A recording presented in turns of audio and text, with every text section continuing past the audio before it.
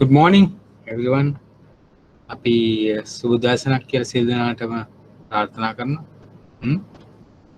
තව විනාඩියක් විතර බලමු අපි කණ්ඩායම තමන්ගේ වේලාවන් වල සටහන වේලාවෙන් පොඩි වෙනස්කමක් හින්දා විනාඩියක් දෙකක් කට්ටියම එහාට මෙහාට එන්න පුළුවන් හින්දා. හරිද? අද අන්තිම පාඩමත් ඒ හින්දා සියල්ලම හිටියන හොඳයි. අපි පාඩම පටන් ගන්නකොට නේද? තව විනාඩියක් බලමු.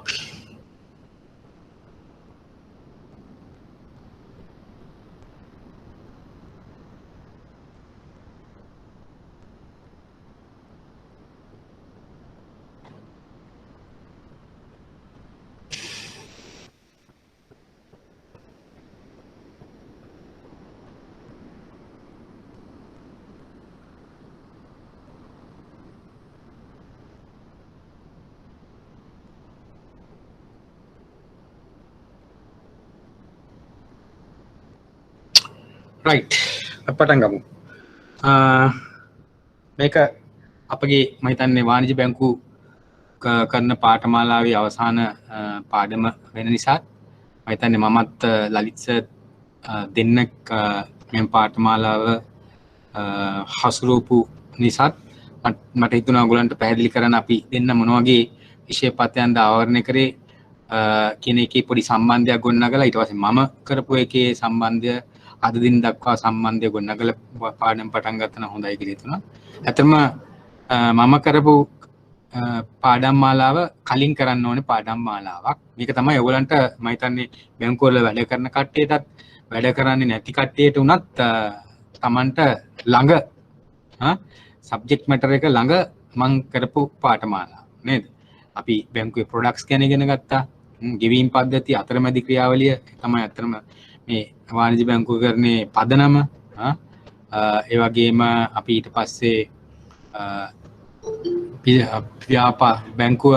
බැංකුකරණය ඇත්තටම ව්‍යාපාරයක් බව ව්‍යාපාරයක් ආකාරයට කොහොමද පවත්වගෙන යන්නේ කියන එක තමයි ඒකේ ඔපරේෂනල් මෙහෙයුම් අංශය ගැන තමයි මගේ සාකච්ඡාව ගොඩාක් දුරට අද දක්වාම දිගහැරෙන්නේ. එතකොට අපි ලලිත් සර්ගේ පාඩම් මාලාව ගත්තොත් එහෙම එයාගේ පාඩම් මාලාව ගොඩක් කලාවට උපාය මාර්ගික වශයෙන් සහ ගොඩක් කොහොමද වාණිජ්‍ය බැංකුවක් කළමනාකරණය කරන්නේ කියන එක මත පදනම් වෙලා ප්‍රධාන වශයෙන්ම අපි දන්න කළමනාකරන අවදානම් කළමනාකරන වගේම මහා බැංකුව මගින් නියාමනය කිරීමට යටත්ව කොහොමද වාණිජ්‍ය බැංකුවක් ක්‍රියාත්මක වෙන්නේ කියන එක තමයි ලලිත් සර්ගෙන් වැඩි හරියක්ම ආවරණය වුණේ විශේෂයෙන්ම බාසල් 1 2 3 වගේ අවදානම් කළමනාකරන කාණ්ඩයත් ඇතුළු. එතකොට මම කරන එක ඔයගලන්ට ළඟයි. මම විශ්වාස කරනවා මේ පාඩම් දෙකම ඔයගලන්ට අනාගතයට වැදගත් වෙනවා. හරි? ඒ කියන්නේ මම කරපු මෙහෙයුම් අංශය අනිවාර්යයෙන්ම ඔයගලන්ගේ එදිනෙදා බැංකු කරන කටයුතු වලදී ඔයගලන්ට ළඟ වගේම ඔයගලන්ට ඒක Tamanට තේරුම් ගන්නත් පහසුයි. ඒකට ලලිත් සර්ගේ එක චුට්ටක් දුරස්ත භාවයක් තියෙනවා වගේ තේරෙනවා ඇති. නමුත් ඒව පාඩම් කරලා හරි Tamanට ලං කරගන්න ඕන මේ පාඨමාලාව බැංකු කරන පාඨමාලාව 1 2 දෙපැත්තම පාස් වෙන්න ඕන ඔයගලන්ට සම්පූර්ණ ඒකේ ක්වොලිෆිකේෂන් එක ගන්න බැංකින් ක්වොලිෆිකේෂන් එක ගන්න. ඉතින් අරක මහන්සිලා හරි Tamanගේ ඇඟ ඇතුළට දා ගන්න ඕන. එතකොට මේ වාණිජ්‍ය බැංකු කරන්නේ කළමනාකරණය ගත්තොත් එහෙම මම හිතන්නේ කළමනාකරණය කුළුණු 4කින් යුක්තයි. ඉතින් කුළුණු 4න් අවදානම් කළමනාකරන කුරුණු ටිකයි අපි ගත්තොත් එහෙනම් ප්‍රධාන අවදානම් කළමනාකරණය කරන්නේ විශේෂයෙන්ම ණය අවදානම් කළමනාකරණය, වෙළඳපොළ අවදානම් කළමනාකරණය, ද්‍රවශීලතා අවදානම් කළමනාකරණය, මෙහෙයුම් අවදානම් කළමනාකරණය. ඊට අමතරව අපි බැංකුව කොහොමද නියාමනයට ලක් වෙන්නේ? ඒ බැංකුව ප්‍රධාන වශයෙන්ම මහ බැංකුව විසින් පනවලා තියෙන නීති රීති රාමුව තුල කොහොමද අපි ක්‍රියාත්මක වෙන්නේ කියන එක තමයි ඒකත් විශේෂයෙන්ම කුළුණක් විදිහට අපි සාකච්ඡා කරන්න පුළුවන්. ඒක තමයි මම හිතන්නේ අර චීෆ් කම්ප්ලයන්ස් ඔෆිසර් නැත්නම් ප්‍රධාන අනුකූලතා නිලධාරියෙක් බැංකුවකට අවශ්‍ය වෙන්නේ මේ මහ බැංකුවෙන් පනවන නීති රීති රාමුව තුල බැංකුව ක්‍රියාත්මක වෙනවාද කියලා මහා බැංකුවත් එක්ක ප්‍රධාන වශයෙන්ම සම්බන්ධතාවය පවත්වාගෙන යන්නේ චීෆ් කම්ප්ලයන්ස් ඔෆිසර් හැම බැංකුවකටම අනිවාර්යයෙන්ම සිටිය යුතු නිලධාරියෙක්. සමහරවිට මම දැකලා තියෙනවා මේ අනුකූලතා නිලධාරිනියක්ගේ පත්වීම පිළිබඳව පත්වීමේ ඇති වැදගත්කම සඳහන් කරන්න කියලා කෙටි විශේෂයෙන්ම රචනා ප්‍රශ්නවල කෙටි ප්‍රශ්න දැකලා තියෙනවා ලකුණු 5ක විතර ප්‍රශ්න. ඉතින් ඔයගලන්ට මේ වගේ ප්‍රශ්න වලටත් උත්තර දීමේ හැකියාවක් තියෙන්න ඕනේ. ඉතින් මම පැහැදිලි කරා අපි දෙන්න මොන වගේ විෂය පත්‍රය කොහොමද ආවරණය කරේ කියලා. එතකොට මම අද දක්වා කොහොමද ඉක්මනින් පටන් ගත්ත එකේ අද දක්වා කොහොමද අපේ පාඩම දිගෑරෙන්නේ කියලා කිව්වොත් එහෙම විශේෂයෙන්ම මම ප්‍රධාන වශයෙන්ම ඔයගලන්ට තේරුම් කරන්න උත්සාහ කරේ වාණිජ්‍ය බැංකුවක ප්‍රධාන ක්‍රියාවලිය කාර්යභාරය. ඒකෙන් ප්‍රධානම කාර්යභාරය තමයි අතරමැදි කාර්යභාරය. ඊට අමතරව කිවීම් පද්ධතියට කොහොමද සක්‍රීය දායකත්වයක් දක්වන්නේ කියන එක තමයි ඊළඟ ප්‍රධාන කාර්යභාරය. නේද? එතකොට අතරමැදි ක්‍රියාවලිය තුළ ණය සහ තැන්පතු අපි මේ පිළිබඳව සියලුම තැන්පතු වල කොහොමද ඒවල වාසි අවාසි ඒවා කළමනාකරණය කරගන්නේ කොහොමද කියන එක සාකච්ඡා කරා. ප්‍රධානම බැංකුවේ සේවාවන් අපි කොටස් දෙකකට සාකච්ඡා කරා. ගාස්තු පොලි ආදායම් ලබන සහ පොලි ආදායම් නොලබන ප්‍රොඩක්ට්ස් වශයෙන් නේද? අපි ඊට පස්සේ අපි නූතන බැංකුකරණයේ විශේෂයෙන්ම මේ ගාස්තු ආදායම පදනම් කරගත සේවාවන් සැපීම කියන එක තමයි අපි ප්‍රමුඛත්වය දක්වන්න වෙලා තියෙන ලාභදායීතාවය වැඩි කරගන්න නම් ඒ පිළිබඳව සාකච්ඡා කරා නේද? ඊට පස්සේ විශේෂයෙන් විදේශ විනිමය ගිණුම් ගැන සාකච්ඡා කරා. ඊට පස්සේ අපි බැංකුවක ව්‍යාපෘති ආකෘති පිළිබඳව සාකච්ඡා කරා. ගෙවීම් පියවීම් පද්ධතිය ගැන සාකච්ඡා කරා. අපි අතරමැදි ක්‍රියාවලියට පස්සේ ප්‍රධානම සක්‍රීය දායකත්වය දක්වන ගෙවීම් පියවීම් ක්‍රියාවලිය පිළිබඳව අපි ගෙවීම් පියවීම් ක්‍රියාවලිය යටතේ ඒ ක්‍රම කීපයක්ම චෙක්පත් ජංගම ගිණුම් හරහා චෙක්පත් මගින් ගනුදෙනු කිරීම නේද? එතකොට ඊටත් වඩා ගනුදෙනු කරන ක්‍රමවේදයන් ගැන හැවුවොත් මුදල් නෝට්ටු චෙක්පත් නේද? ඊට වඩා දියුණු ක්‍රම තමයි අපි ඊළඟට සාකච්ඡා කරේ ස්ලිප්ස් ට්‍රාන්ස්ෆර්ස් නේද? අන්තර් බැංකු ක්‍රම හරහා ගනුදෙනු කිරීම. ඊට පස්සේ සෙෆ්ට් පොදු ස්විච් හරහා ගනුදෙනු කිරීම. ඒ වගේම අපි තවත් RTGS කියලා නේද? ඒ ක්‍රමය ගැන ඉගෙන ගත්තා. ඒ වගේම තවත් අවසාන වශයෙන් නිර්ලේඛන පද්ධතිය පිළිබඳව සාකච්ඡා කරා. මේ හැම එකක් වෙනම සාකච්ඡා කරා. මේවා තමයි ගෙවීම් පද්ධතිය ඇත්තේ අපිට සාකච්ඡා කරන්න පුළුවන්. ඊට පස්සේ අපි ප්‍රධාන වශයෙන්ම ගිය සතියේ සාකච්ඡා කරේ බැංකුවකට කොහොමද ගනුදෙනුකරුවන් අපි කිව්වනේ මම කලින්ම කිව්වනේ මම සාකච්ඡා කරන්නගේ ප්‍රධානම හරය තමයි බැංකුව අනිකුත් ව්‍යාපාර කරනවා වගේ මේක බිස්නස් එකක් විදිහට කොහොමද කරන්නේ? එතකොට ප්‍රොඩක්ට්ස් තියෙන්න ඕන නේද? ඒ ටික සාකච්ඡා කරා. ඒක කොහොමද කල්පනා කරන්නේ? ආදායම් මාර්ගය වැඩි කරගන්නේ කොහොමද කියන එක තමයි අපි සාකච්ඡා කරේ. එතකොට අපි විශේෂයෙන්ම බැංකු ව්‍යාපාර ආකෘතිය තුළ සාකච්ඡා කරේ ගනුදෙනුකරුවන් විශාල ප්‍රමාණයක් කොහොමද සම්බන්ධ කරගන්න. අපි කතා කරා ආයතනික ගනුදෙනුකරුවන් ආයතනික අංශය මගින්, ඒ වගේම පුද්ගලික ගනුදෙනුකරුවන්, සිල්ලර ගනුදෙනුකරුවන්. ඊට පස්සේ අපි තවත් සාකච්ඡා කරා වෙනත් විවිධ ආකාරයෙන් සාකච්ඡා කරා විශ්වීය බැංකුකරණය ගැන පිළිබඳව සාකච්ඡා කරා. ඉස්ලාමී බැංකුකරණය ගැන සාකච්ඡා කරා නේද? මේ හැම එකක්ම මාර්ගයෙන්ම ඒ වගේම ඔෆ්ෂෝර් බැංකින් අක්වරල බැංකුකරණය පිළිබඳව සාකච්ඡා මේ හැම එකක් මාර්ගයෙන්ම අපිට ව්‍යාපාරය කරන ගනුදෙනුකරුවන් ඕනේ. ඒ ගනුදෙනුකරුවන් අපිට ප්‍රමාණය වැඩි කරගන්න වැඩි කරගන්න ව්‍යාපාරය සාර්ථක කරගන්න පුළුවන්. බැංකුවත් අපි ලොකුවට පේන්නේ නැති වුණාට ඕක තමයි අපි කරන උපාය මාර්ගව අපි කරගෙන යන ක්‍රියාවලිය. ඒ ව්‍යාපාර ආකෘතිය තුළින් ආකෘතිය පුළුල් කිරීම තුළින් අපේ ආදායම් මාර්ග වැඩි කර ගැනීමට තමයි අපි පෙළඹෙන්නේ. ඊට පස්සේ අද අපි සාකච්ඡාවට මුල පුරන්නේ මේ සේවා ක්‍රම විදි නැත්නම් ඩෙලිවරි channels කියලා තමයි අපි මේකට කියන්නේ. සේවා සපයන විදි. අපි එතකොට ගනුදෙනුකරුවන් අපිත් එක්ක සම්බන්ධ වුණා නම් මේ එක් ගනුදෙනුකරුවන්ට අපිට බහු සේවා සපයන විදි තියෙනවා. මල්ටිපල් channels තියෙන්න ඕනේ ඒගොල්ලොන් බැංකුවත් එක්ක එකතු වෙන්න. අපි ඒක නොදැන් අපිට බැංකුවක් විදියට ඒ බහුවිධි සේවා සපයන විදි බැරි වුණොත් ලබා දෙන්න අපේ තරඟකරුවන් ඒ ක්‍රම විදි සපයම මගින් ගනුදෙනුකරුවන් වෙනත් තරඟකරුවෙකු හට ආකර්ෂණය වීමේ හැකියාවක් තියෙනවා. ඉතින් ඒක ඇත්තටම වළක්වා ගන්න අපේ බැංකුව වෙත ගනුදෙනුකරුවන් ආකර්ෂණය කිරීමටත් ඒ වගේම අපි වෙත මේ දැනටමත් ගනුදෙනුකරුවන් විදිහට පවතින ගනුදෙනුකරුවන් දීර්ඝ කාලීනව පවත්වා ගැනීමටත් මේ සේවා විවිධ සේවා සපයන විදි අපිට අවශ්‍ය වෙනවා. මම හිතන්නේ ඔයගොල්ලන්ට මේකත් තාමත් Tamanට ළඟ ක්‍රමවේදයක්. නමුත් අපි විෂයක් විදිහට මේකේ පාඨමාලාවක් විදිහට මේවා කරුණු සහිතව ඉගෙන ගන්න ඕනේ විභාගයකට ප්‍රශ්න වලට උත්තර ලියන්න. ඔයගොල්ලන් විභාගය කරන ලෑස්ති වෙන්නේ මේ ඔයගොල්ලන්ගේ වාණිජ්‍ය බැංකුකරණය කියන්නේ එක සබ්ජෙක්ට් එකක්. මේ සියලුම සබ්ජෙක්ට්ස් පාස් වුණාම තමයි ඔයගොල්ලන්ට බැංකු කරන මේ පාඨමාලාවේ සම්පූර්ණ සුදුසුකම්ලාභී පුද්ගලයෙක් විදියට ඒ හඳුනා ගැනීම බැංකුව තුලත් සමාජය තුලත් ලැබෙනවා. එතකොට අපි ඒකේ දැන් මේ විභාගය ගැන කතා කරන අන්තිම පාඩුවේ හින්දා ඔයගොල්ලෝ විභාගෙට අපි දැන් ලලිත් සර් මමත් උගන්වපු විෂය පතයන් කියන්නේ එකක්. නමුත් විභාගයකට උත්තර ලියනවා කියන්නේ තවත් එකක්. ඉතින් ඕගොල්ලන්ගේ ලොකු කැපවීමක් තියෙන්න ඕනේ විභාගයකට සූදානම් වෙන්න. මේක මම නම් හිතන්නේ එක එල්ලේ මේ වගේ මේ සබ්ජෙක්ට්ස් පාස් වෙන්න ඕනේ. එතකොට ඔයගොල්ලන්ට ඊළඟ අධීරේ ඉක්මනින් ඉවර කරන්න පුළුවන්.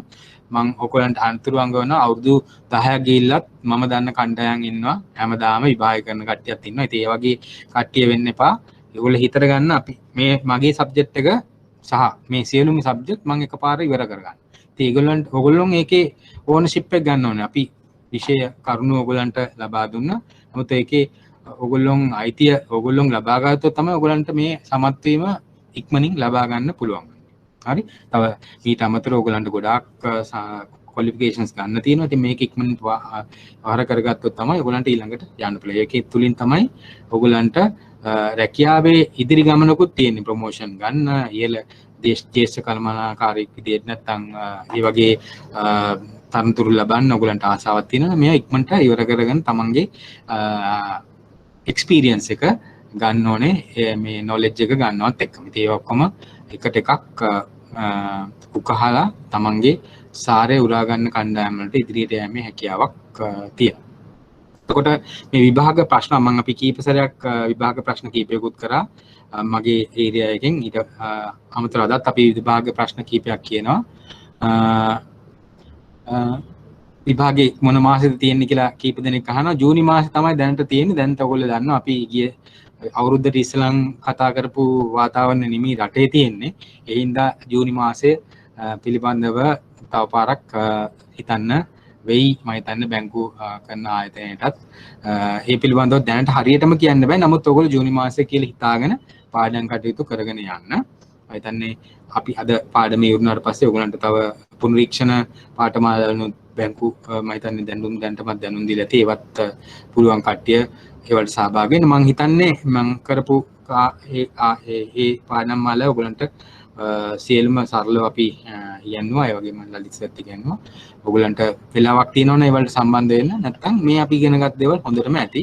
මම විභාග ප්‍රශ්න ගැන කතා කර හිටපු හින්දා විෂය පතයෙන් ඔයගොල්ලෝ පාඩම් කරලා ලකුණු ගන්න පුළුවන් 50%යි. නමුත් තව 50%ක් විතර ඔයගොල්ලන්ට ඇත්තටම ලකුණු ලැබෙන්නේ ලකුණු ලබා ගැනීමේ හැකියාව වැඩි වෙන මේ විභාග ප්‍රශ්න වලට ඔයගොල්ලෝ කොහොමද උත්තර දෙන්නේ කියන එකත් මත. ඒක නිසා මම රචනා ප්‍රශ්න කීපයක්ම අපි සාකච්ඡා කරා. ඒ පිළිබඳව යම්කිසි අවබෝධයක් ඕන ලැබෙන්නේ නැති. අද අපි තව රචනා ප්‍රශ්නයක් දෙකක් වෙලාව තියෙන හැටියට කරනවා. ඒ වගේම මම අද විශේෂයෙන්ම කෙටි ප්‍රශ්න 10ක්. පළවෙනි ප්‍රශ්නේ තියෙන්නේ කෙටි ප්‍රශ්න 10ක්. ඒකෙත් මම හිතන්නේ ඔයගලන්ට පොඩි අත්දැකීමක් එන්නත් එක්ක අද අපි එකක් try කරනවා. ඒතර ඔයගලන්ට ඒ පිළිබඳවත් යම් අදහසක් එනවා. ඒතර ඔයගලන්ගේ කොහොමද විභාගේ පාස් වෙන්න කොහොමද ඔයගොල්ලෝ plan කරගන්න ඕනි කියලා ඔයගලන්ට ඒක කරගන්න පුළුවන් පුද්ගලිකව. ඉතින් මේ ටික කරොත් මගේ ටිකෙන් උනොත් මම හිතන්නේ අනිවාර්යෙන් මම ප්‍රශ්න දෙකක් ප්‍රමාණයක් අනිවාර්යෙන් එනවා. කෙටි පළවෙනි ප්‍රශ්නෙත් එක්ක 3කට විතර ඔයගොල්ලන්ට උත්තර ලියන්න පුළුවන්. එතකොට මේ ටික හරියට කරත් පාස් වෙන්න පුළුවන්. නමුත් ඒ කියලා ලලිත් සර්ගේ ඒ විෂය ඒ පතය අයින් කරන්න එපා කවදාවත්. මොකද ඊළඟ අධ්‍යයන වලට යනකොට ඒවා ගොඩාක් වැදගත් වෙනවා. මොකද ඒකේ හරිය තියෙන්නේ ගැඹුරු ඒ වගේම ඔයගොල්ලන්ගේ ජ්‍යෙෂ්ඨ කළමනාකාරවුන් විදියට යනකොට ගොඩාක් ප්‍රයෝජනවත් වෙන දේවල්. එතකොට ඊළඟ අධ්‍යයනයේ මේකේ ගොඩක් වෙලාවට කනෙක්ෂන් එකක් තියෙනවා. ඉතින් අනිත් ඒ කැලේ මොන හරි කැලලක් මිස් කරොත් එහෙම ඔයගොල්ලන්ට වෙන්නේ ඊළඟ අධ්‍යයනයේදී ඒක සර්ලා සමානලාවට ඔයගොල්ලෝ දන්නවා කියලා හිතලා තමයි පටන් ගන්නෙ. මොකද පාඨමාලාවේ මේ කැලල තියෙන හින්දා ඒවා හරියට මේ පතේම විභාග වලට උත්තර ලියනකොට මොන ප්‍රශ්න වලට උත්තර ලියන්නේ කියලා ඕගොල්ලන්ට තීරණය කරන්න පුළුවන්. ඕගොල්ලන් ප්‍රශ්න 8ක් තියෙනවා. එතකොට 8න් එක පළවෙනි ප්‍රශ්නේ අනිවාර්ය ප්‍රශ්නයක්, 7න් ඊට පස්සේ 4ක් කරන්න ඕනේ. ඒ 4 තෝරගන්නකොට ඕගොල්ලන්ට ළඟ ඕගොල්ලන්ට පහසු විභාගයට පාස් වෙන්න පුළුවන් කියන ඒවා තෝරගන්න එක ඕගොල්ලන්ගේ ඒක නුවණක්කාරව කරන තේරීමක්. ඒකෙන් තමයි ඕගොල්ලෝ ලකුණු 60ක් ගන්නවද 70ක් ගන්නවද 80ක් ගන්නවද කියන එක තීරණය වෙන්නේ. නමුත් විභාගේ පාස් වෙන්න මේ කැලේ ටිකක් විතර පාඩම් කරලා යනවා කියන එක මම හිතන්නේ ඒක දීර්ඝ කාලීනව කරන ඔයගොල්ලන් අනුවණක්කාර ක්‍රියාවක් විදිහට මම හිතන්නේ. මොකද මේක පාඩම් කරලා ගන්න එක ඔයගොල්ලෝ ආයෝජනයක් කරන්න ඊළඟක ඉක්මනින් පාස් වෙන්න. හරි. ඒකත් එක්ක මම හිතන්නේ මම මේක මුලින්ම කිව්වේ සමහර කට්ටිය විභාග ප්‍රශ්න කරන්න පටන් ගත්තම අයින් වෙනවා. එතකොට ඕගොල්ලන්ට ඒක ඔළුවට යන්නේ. දැන් මම මුලින්ම කිව්වේ එතකොට ඔක්කොම කට්ටිය ෆ්‍රෙෂ් දැන් ඒ අදහස් ටික ඔක්කොමත් එක්ක ඔයගොල්ලන්ට පාඩමට සම්බන්ධ වෙන්න පුළුවන් හින්දා. හරි. ඔක තමයි අපේ ප්ලෑන් එක අද දවස් ඇතුළත අපි පටන් ගමු. අද මම ඔයගොල්ලන්ට කරන අවසාන පාඨමාලාවේ අවසාන පාඩම සේවා සැපීමේ විධි. මම ඉස්සරහන් කියපු විදිහට සේවා සැපීමේ විධි හරහා අපි උත්සාහ කරන්නේ බැංකුවට සම්බන්ධ වෙන අපි ඊයේ සතියේ සාකච්ඡා කරපු ගනුදෙනුකරුවන්ට විවිධ කියන්නේ බහු ක්‍රම ඔස්සේ බැංකුවත් එක්ක සම්බන්ධ වෙන ක්‍රම මොනවද තියෙන්නේ කියලා සාකච්ඡාවක් කරන්න. හරි. ඔයගොල්ලන් දන්න මම හිතන්නේ වාණිජ්‍ය බැංකුවක් කිව්වම ඉස්සෙල්ලාම ඔළුවට එන්නේ බැංකුව වල තියෙන ශාඛා ටික නේද? බැංකු සමහර බැංකුව වල තියෙනවා ශාඛාවන් 300 ඒ වගේම 400 ඒ වගේ මම හිතන්නේ රජයේ බැංකු දෙකට ශාඛාන් 400ක් 500ක් වගේ තියෙනවා. ඒ වගේම පුද්ගලික බැංකු වලත් මම හිතන්නේ පළවෙනි දෙක තුන බැංකු වලට 250 පනලා තියෙනවා ශාඛාවන්. අනිත් බැංකුත් බොහොමයකට 150 අවට වගේ බැංකු බොහොමයකට තියෙනවා. තව බැංකුවක් දෙකක් ශාඛා 100කට වඩා අඩු ඇති.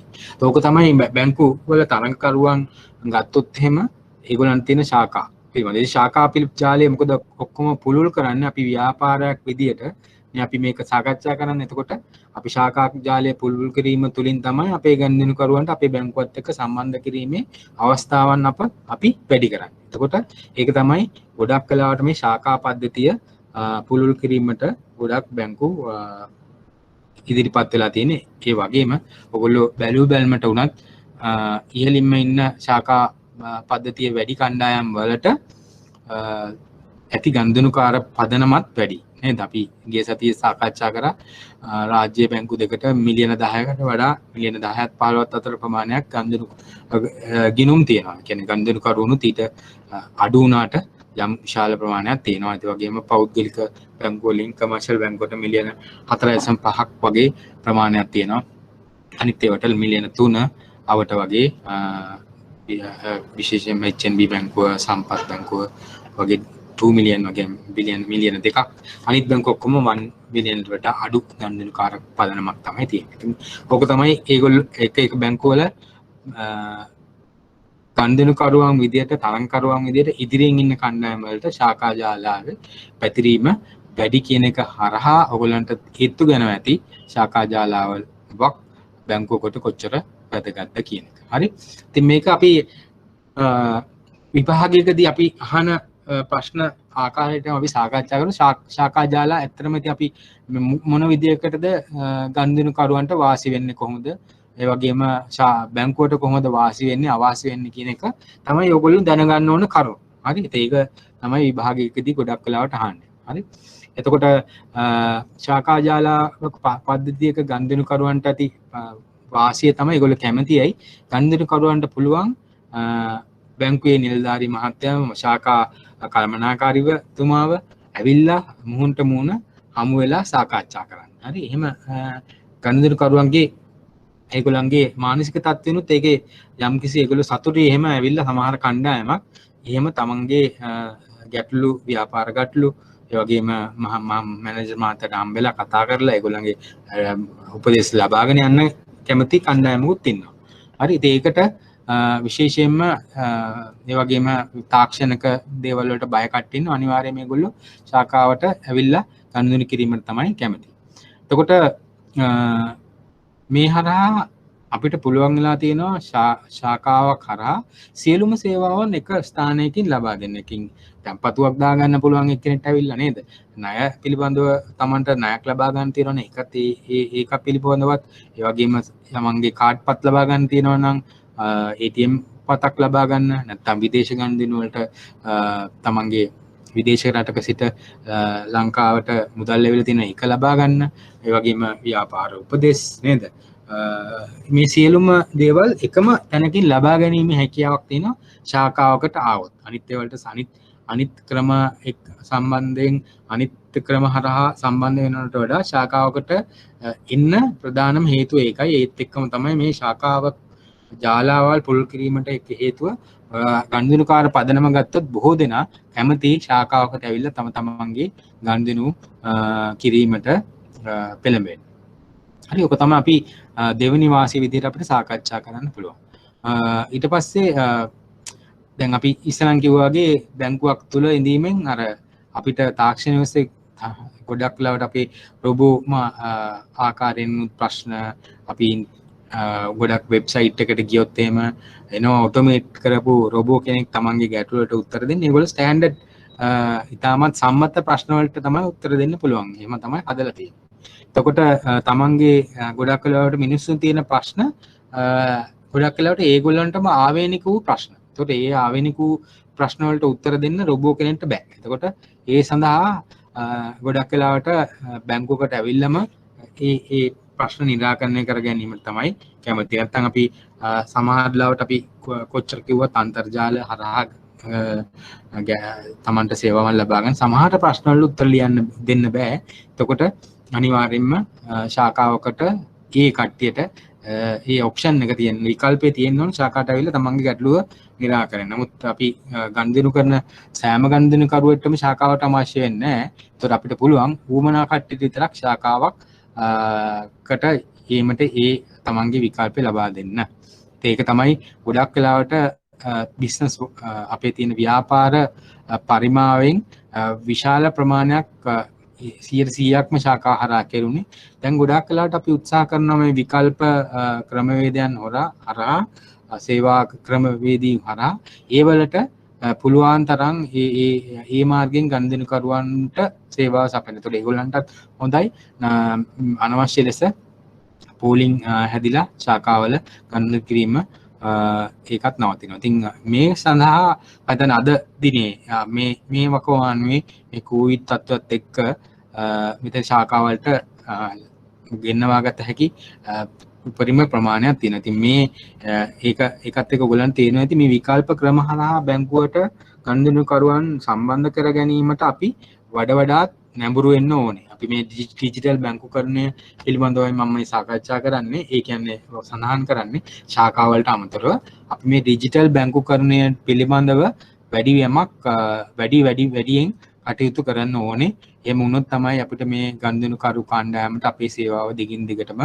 අඛණ්ඩව ලබා දීමේ හැකියාවක් තියෙනවා. බැංකුවකට ගනුදෙනුකරුවන් රඳවා ගන්න නම් ඒ ක්‍රමවේදය අනිවාර්යයෙන්ම තියාගන්න ඕනේ. නැත්නම් තරංකරුවන් ඒ සඳහා නැඹුරු වුණොත් තමන්ගේ ගනුදෙනුකරුවන් තමන්ගෙන් ඉවත් වීමේ හැකියාවක් තියෙනවා.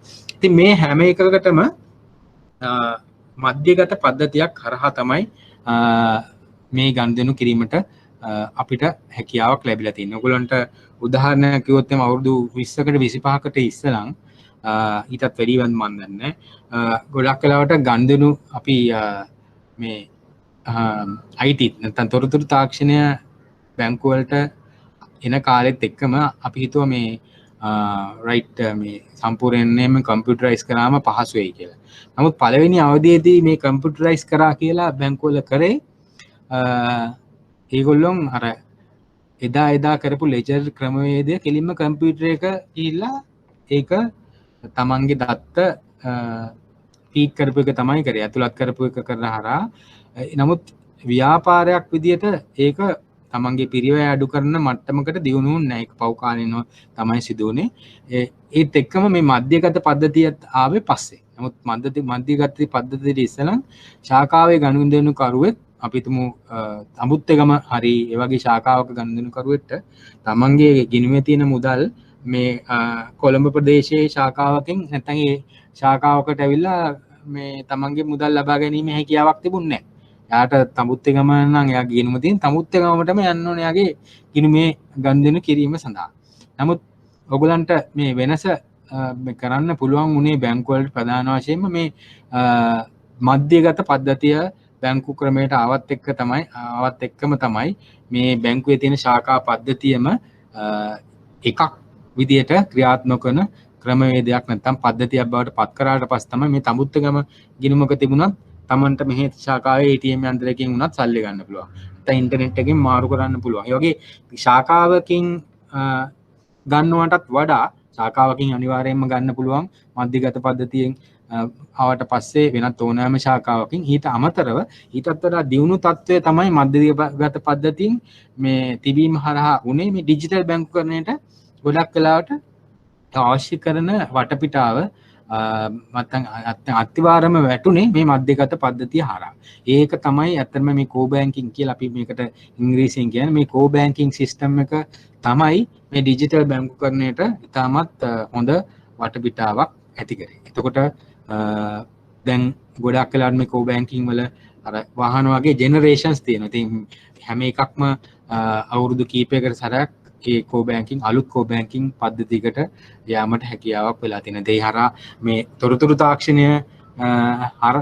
තාක්ෂණය තමයි අද මේ මම හිතන්නේ බැංකු ක්‍රමය දුවවන්නේ. හරි. එහෙම හැකියාවක් තිබුණ නැත්නම් ශක්තියක් තිබුණ නැත්නම් මේ තොරතුරු තාක්ෂණයට ආයෝජනය කරන්න බැංකු වලට තාමත් අමාරු වෙනවා මේ වර්තමාන තරංකාරී තත්ත්වයට මුහුණ දෙන්න. ඉතින් මධ්‍යගත පද්ධතිය ඔයගොල්ලෝ මතක් කරගන්න ඕනේ.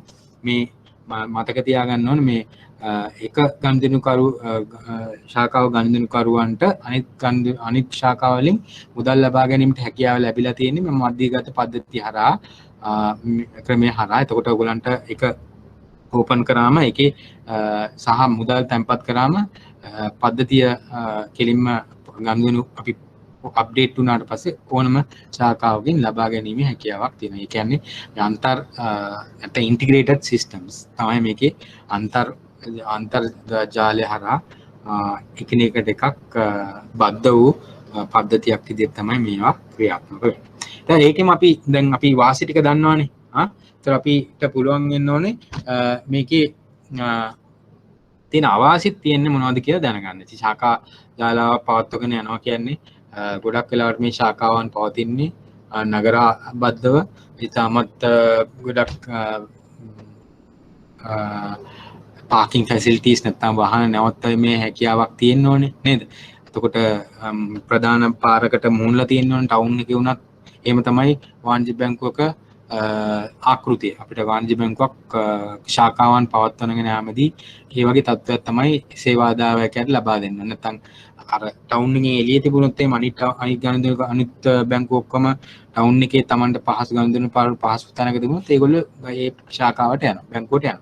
ඒක නවත්තන්න හැම බැංකුවක්ම දෙලඹිලා ඉන්න Tamanට ශාඛාව ඒ නගරේ ප්‍රමුඛ ස්ථානයක පවත්ව ගන්න. නමුත් එහෙම කරනකොට බැංකුව පැත්තෙන් ඒක තාමිතා විශාල පිරිවැයක් දරන්න වෙනවා. මොකද ඒවල ඒ වගේ තැනකින් Tamanගෙම ස්ථානයක් ඉදි කරගන්නවා නම් ඒ වගේ තැනකින් ඊටමක් ලබා ගැනීම ඉතාමත් පිරිවැය අධිකයි. ඒ වගේම ශාඛාවක් ඉදි කිරීම ඊට වඩා පිරිවැය අධිකයි. ඒ වගේම අපි බැංකු පද්ධතියේම ශාඛාවක කම්පියුටර් ඒ වගේ දේවල් මේ පද්ධතිය ඇති කිරීමටත් පිරිවැයක් දරන්න ඕනේ. එතකොට එක බැංකුවක ගත්තම එක ශාඛාවක් චූටියට තව ශාඛාවක් ලොකුවටයි එහෙම ක්‍රමවිදියකට එක විදියට දාන්න පුළුවන් බැරිකම හැකියාවක් නැහැ. එක තත්වයක නැත්නම් එක ස්ටෑන්ඩඩ් එකක තීමීමේ අවශ්‍යතාවයක් තියෙනවා. ඒක ව්‍යාපාර පැත්තෙන් එකම ස්ටෑන්ඩඩ් එකක් තියෙනවා. අපි ගත්තොත් එහෙම ඒකම තමයි අපි කීල්ස් ඒ වගේ සුපර් මාකට් ජාලයන් වගේම වගේ රීටේල් තව ඔයගොල්ලෝ දන්න රෙඩිමේඩ් ගාමන්ස් දින එකම ස්ටෑන්ඩඩ් එක එකම තත්ත්වයක් තමයි පෙන්වන්නේ. ඒකෙන් තමයි ඒගොල්ලන්ගේ අර බ්‍රෑන්ඩ් එක නැත්තම් ව්‍යාපාර වශයෙන් වැදගත් වෙන බ්‍රෑන්ඩ් එක එළියට දාන්න උත්සාහ කරනවා. ඉතින් ශාඛාවලට එකම තත්ත්වයක් තියෙන්න ඕනින්ද ඒ පිරිවැය ඉතාමත් අධික වෙනවා. ඊට අමතරව සේවක මණ්ඩලයක් අනිවාර්යෙන් අපි රඳවන්න ඕනේ. ඉතින් ඒ සේවක මණ්ඩලයේ පරිණාඩි ගෙවන්න ඕනේ. ඉතින් මේ හැම එකක්ම ඉතාමත් පිරිවැය අධික කාරණා විදියට අපිට සලකන්න වෙනවා. ඒ වගේ කාරණා හින්දා මේවා බැංකුව පැත්තෙන් ගත්තොත් එහෙම යම් ගැටලුකාරී තත්ත්වයන් ඇති වෙන්න පුළුවන්. රයිට්. බලමු ප්‍රශ්න තියෙනවද කියලා කට්ටියට කීපයක් හරි. එක්සෑම් එක තියෙන්නේ කාලේ. ඒක අපි උත්තරයක් දුන්නා. රයිට්. දැන් අපි ඊළඟට එහෙනම් අපි යමු දැන් මේ වගේ ශාඛා ජාලාව කියන්නේ එක බැංකුවක් එක්ක සම්බන්ධ වෙන්න පුළුවන් ප්‍රධානම දොරටුව තමයි ශාඛා ජාලාව. ඉතින් අපි මේ විදිහට අපේ ගණන්දිනුකරුවන්ට සම්බන්ධ වෙන්න පුළුවන් අනිකුත් ක්‍රමවේදයන් මොනවද කියන එක සාකච්ඡා කිරීම තමයි අද පාඩමේ ඊළඟ කාරණා විදිහට අපිට දක්වන්න පුළුවන්. ඊළඟට බැංකුවක් එක්ක සම්බන්ධ වෙන්න පුළුවන් ඊටමත් ක්‍රියාශීලීම ක්‍රමවේදය තමයි ස්වයංක්‍රීය ටෙලර් යන්ත්‍ර මගින් නේද? නැත්නම් ATM යන්ත්‍ර මගින්. හරි. එතකොට මේ හරහා අර ශාඛාව වගේ 9ට පටන් අරන් 3ට වහන ශාඛාවල් නෙමි. පැය 24 පුරාම දවස් ගාන පොඩ්ඩක් හදාගන්න නේද? පැය 24 පුරාම දවස් 365ම ගනුදෙනු කිරීමේ හැකියාවක් තියෙනවා. ඉතින් ඒක තමයි ස්වයංක්‍රීය ටෙලර් යන්ත්‍ර හරහා නැත්නම් මේක තමයි විකල්ප සේවා බැංකුව ගනුදෙනුකරුවන්ට සේවාවන් සපයන ක්‍රමවේදය.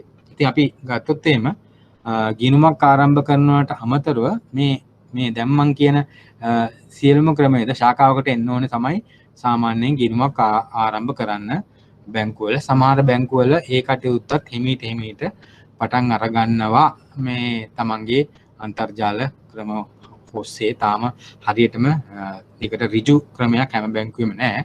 නමුත් අපිට දැන්ට කියන්න වෙන්නේ ශාඛාවට එන්න ඕනේ account එකක් open කරන්න විතරයි. අනිත් බොහොමයක් කටයුතු කරන්න පුළුවන් විකල්ප සේවා විදි තියෙනවා. ඉතින් මොනවද මෙන්න බැංකුවල වැඩ කරන කට්ටියට නම් මේවා අනිවාර්යයෙන්ම දන්න කරුණු. නමුත් විභාගයකට ප්‍රශ්නයක් විදිහට මේ වගේ එකක් ආවොත් එහෙම ඔය කරුණක් දෙකක් ලියලා පැත්තකට වෙනවා. නමුත් මේ කරුණු කීපයක්ම ලියන්න ඕනේ ඔයගලන්ට ලකුණු 5ක් ලබා ගන්න. එතකොට එකක් දෙකක් ලියලා මේ මිස් කරගත්තොත් එහෙම Tamanට ලකුණු ලබා ගැනීම හැකියාව. නමුත් ඒක සමහරලාට ඔයගොල්ලෝ විභාගයට ලියනකොට මේවා උත්තර විදිහට එන්නේත් නැහැ. හරි? එහෙනම් මේක තමන් අපි වැඩ කරනවා කියන එක ඔළුවට ගන්න නැතුව තමන් මේවා අධ්‍යයන කටයුතු වල දෙන්න ඕනේ කියන එක තමයි මම මේකෙන් ඕලන්ට හේතු ගන්නන්න උත්සාහ කරන්නේ. ඕලන්ට රයිට්. ඕලන්ට කියන්න පුළුවන් මොනවද දැන් මේ අපි අපේ ප්‍රසන්ටේෂන් එකේ තියෙන අනිවාර්යයෙන්ම ලබා ගන්න පුළුවන් සේවාව තමයි මම ඉස්සරන් කිව්වේ වාසිය. නම්‍යශීලී සේවයක් ලබා ගන්න පුළුවන් පැය 24 ඒ වගේම දවස් 365ම. ඉතින් ඒගොල්ලන්ගේ ගනුදෙනු කරුගේ කාලසටහනට අනුව යන්න පුළුවන්. අපි 9යි 3යි අතර නෙමෙයි. යාට රෑ 7ට එන්න ඕනොත් එහෙම. රෑ 12ට එන්න ඕනොත් එයාට එහෙම යන්න පුළුවන්. ඉතින් මොනවද එයාට ලබා ගන්න පුළුවන් සේවාවන් මේ වගේ ATM යන්ත්‍රයක් ගාවට ඇවිල්ලා?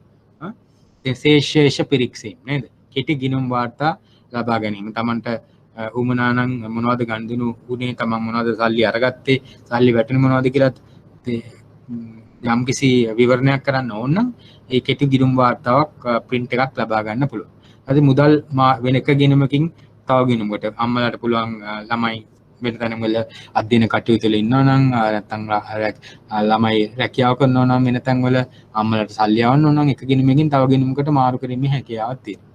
ඒ වගේම බිල්පත් ගෙවීමේ හැකියාවක් තියෙනවා. සියලුම බිල්පත් ඒ වගේම විදුලි බිල්පත් නැත්නම් දුරකථන ජංගම දුරකථන ඉන්ෂුරන්ස් මේ වගේ ගොඩාක් බිල්පත් ගෙවීමේ හැකියාවක් තියෙනවා ATM යන්ත්‍ර මාර්ගයෙන්. එතන මුදල් ලබා ගැනීම ඒ කියන්නේ මුදල් භෞතිකව ලබා ගැනීම ඒ වගේම තම්පත් කිරීමේ හැකියාවත් මේ ක්‍රම හරහා තියෙනවා.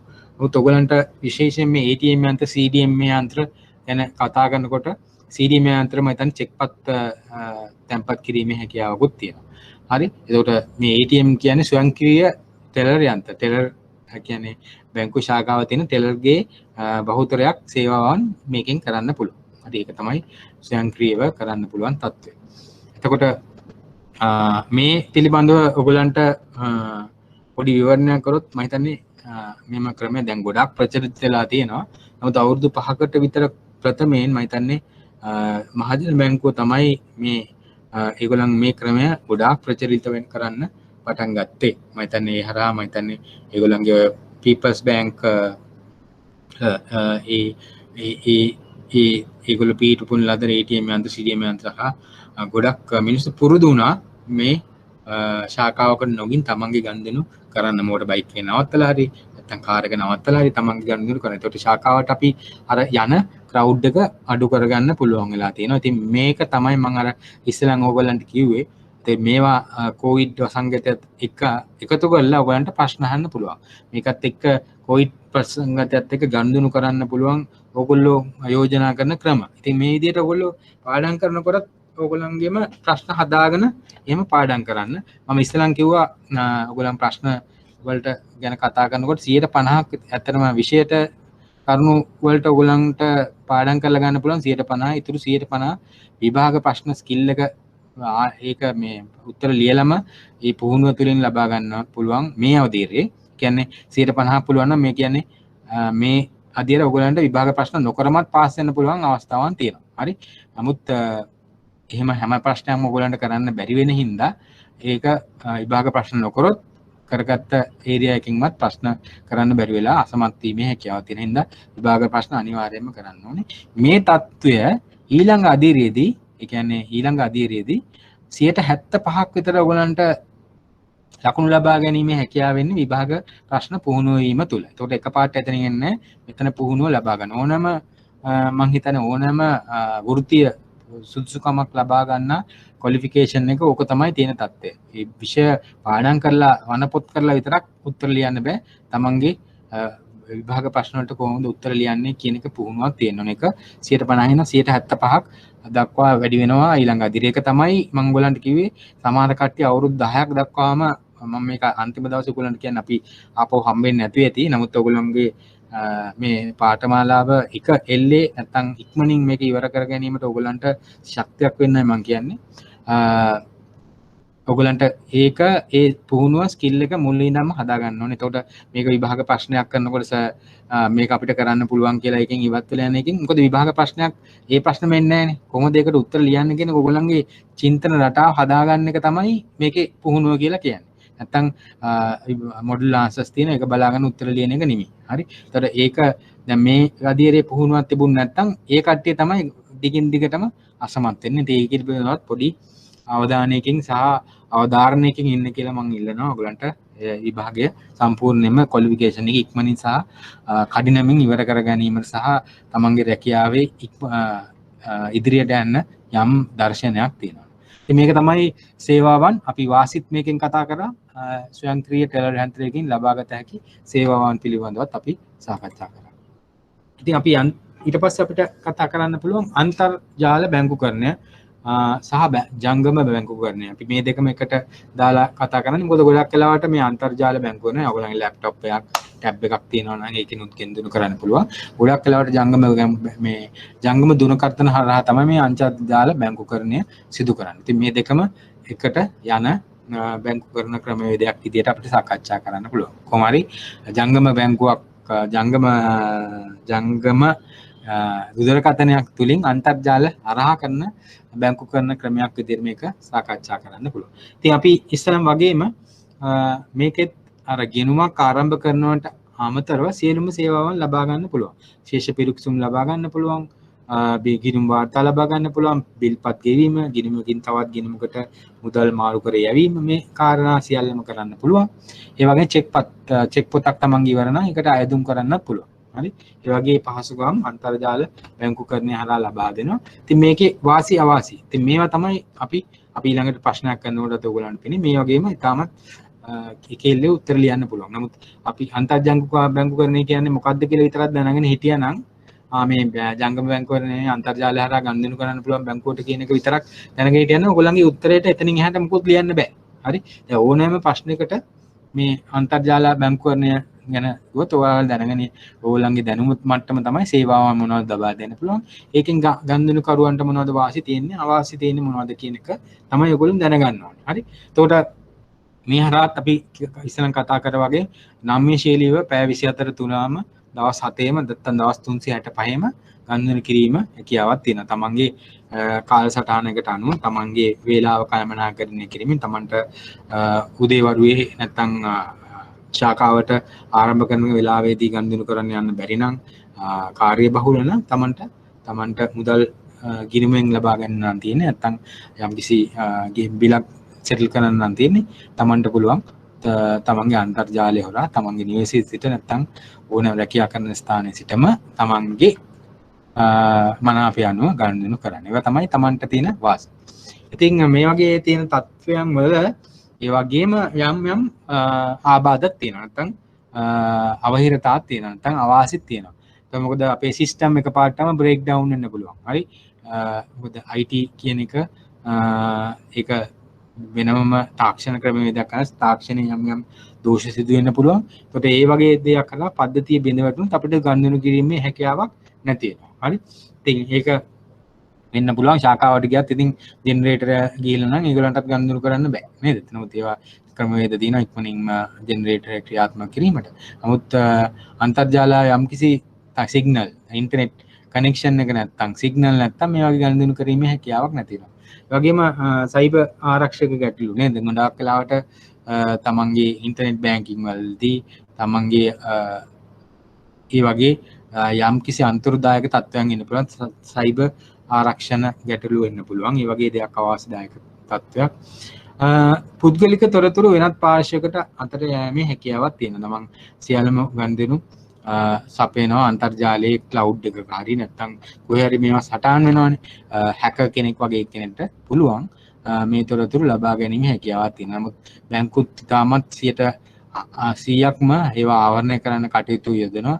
දිගින් දිගටම ඒ සයිබර් ආරක්ෂක ගැටලු ඒ වගේම මෙහෙම එන්න පුළුවන් තර්ජන වළක්වා ගැනීමට ඒගොල්ලෝගෙත් බැංකුවලත් වෙනමම IT නැත්නම් තොරතුරු තාක්ෂණ අංශයේ වෙනමම කැපවෙච්ච නිලධාරීන් ඉන්නවා මේ වගේ තත්ත්වයන් බලාගෙන ඉන්න. අර පොලිසියෙන් අර රටක් ආරක්ෂා කරනවා වගේ අපේ ජාතික හමුදාවල විරු මේ බැංකුවල පද්ධතිය ආරක්ෂා කිරීමටත් වෙනමම පද්ධතීන් තියෙනවා. අපේ දෙපාර්තමේන්තුම තියෙනවා තොරතුරු තාක්ෂණ ආරක්ෂණ දෙපාර්තමේන්තුම තියෙනවා. අපි වැඩි අහලා නැති වුණාට මේවා පිළිබඳව ක්‍රියාත්මක කරන බැංකුව තුල ක්‍රියාත්මක කරන වෙනමම දෙපාර්තමේන්තු තියෙනවා. සිකියුරිටි එකෙන් වගේ බලාගෙන ඉන්නවා මොනවද මේ බැංකුවේ පද්ධතියට වෙන්නේ කියලා. ඒගොල්ලන්ට වෙනමම ටූල්ස් නැත්නම් වෙනම ක්‍රමවේදයන් තියෙනවා. නැත්නම් තාක්ෂණය තියෙනවා. ඒ වගේ දේවල් බලාගෙන ඉන්නත් ඒවා මොනිටර් කරන්නත් ඒවා ආවොත් කොහොමද මුහුණ දෙන්නේ කියලාත් ඒගොල්ලන්ගේ ක්‍රමවේදයක් තියෙනවා. ඉතින් ඒවා වල පහසුකම්ුත් තියෙනවා කියන එක ඔයගොල්ලන්ට පොඩ්ඩක් දැනුවත් වෙන්න නැත්නම් මේ වගේ තියෙනවා දේවල් තියෙනවා කියලා හිතාගෙන ගනුදෙනු කරන්න පෙළඹුණ නැත්නම් ඒකත් ප්‍රශ්නයක්.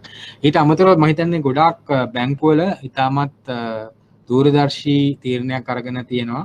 මොකද දැන් අපි ශාඛාවල ගනුදෙනු කරනවා වගේම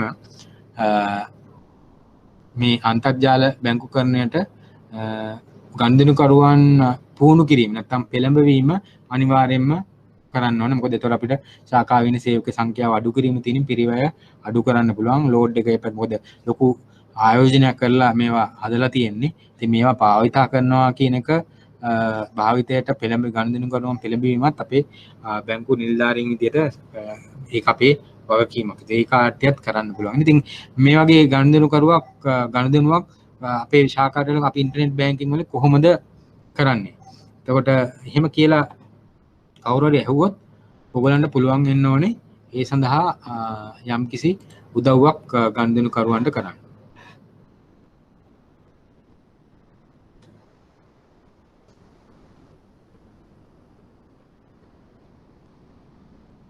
හරි ඉතින් බැලුවේ ප්‍රශ්න මොනවද තියෙනවද කියලා තම තමන්ගේ කෙටි ප්‍රශ්න වගේක් තියෙන්නේ right ඉතින් මම මෙතනදී කියන්න උත්සාහ කරේ මේ ඩිජිටල් බැංකුකරණය සඳහා දූරදර්ශී ක්‍රියාදාමයක් බැංකුව විසින් ක්‍රියාත්මක කරනවා ඇතරම මං කිගිට කොහොමද ගනුදෙනුකරුවන්ට බැංකුවේ සේවක සේවිකාවන් ඒ සේවාවන් සපයන්නේ ඒකට පෙළඹවන්නේ කොහොමද කියන එකට ඒකට බැංකුව විසින් කාර්ය මණ්ඩල සඳහා යම් යම් මම දැන් උත්තරේ කියනවා යම් යම් උපාය මාර්ගයක් යොදාගෙන තියෙනවා මේ කාර්ය මණ්ඩලයේ ඒ තත්ත්වය ඇති වෙන්නේ කාට හරි කියන්න පුළුවන් දේ මොකද්ද ඒ ක්‍රමවේදය කියලා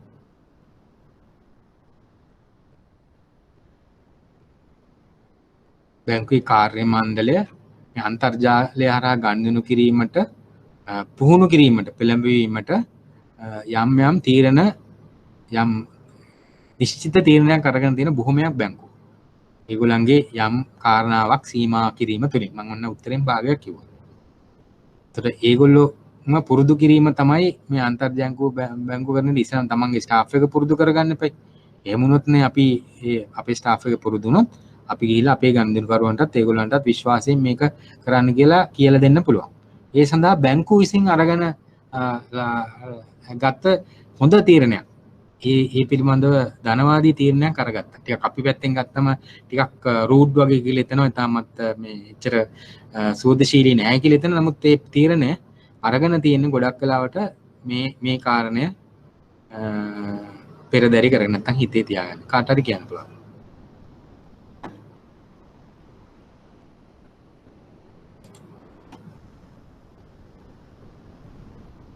පොඩ්ඩක් ඔළුව කරකවලා බලන්න.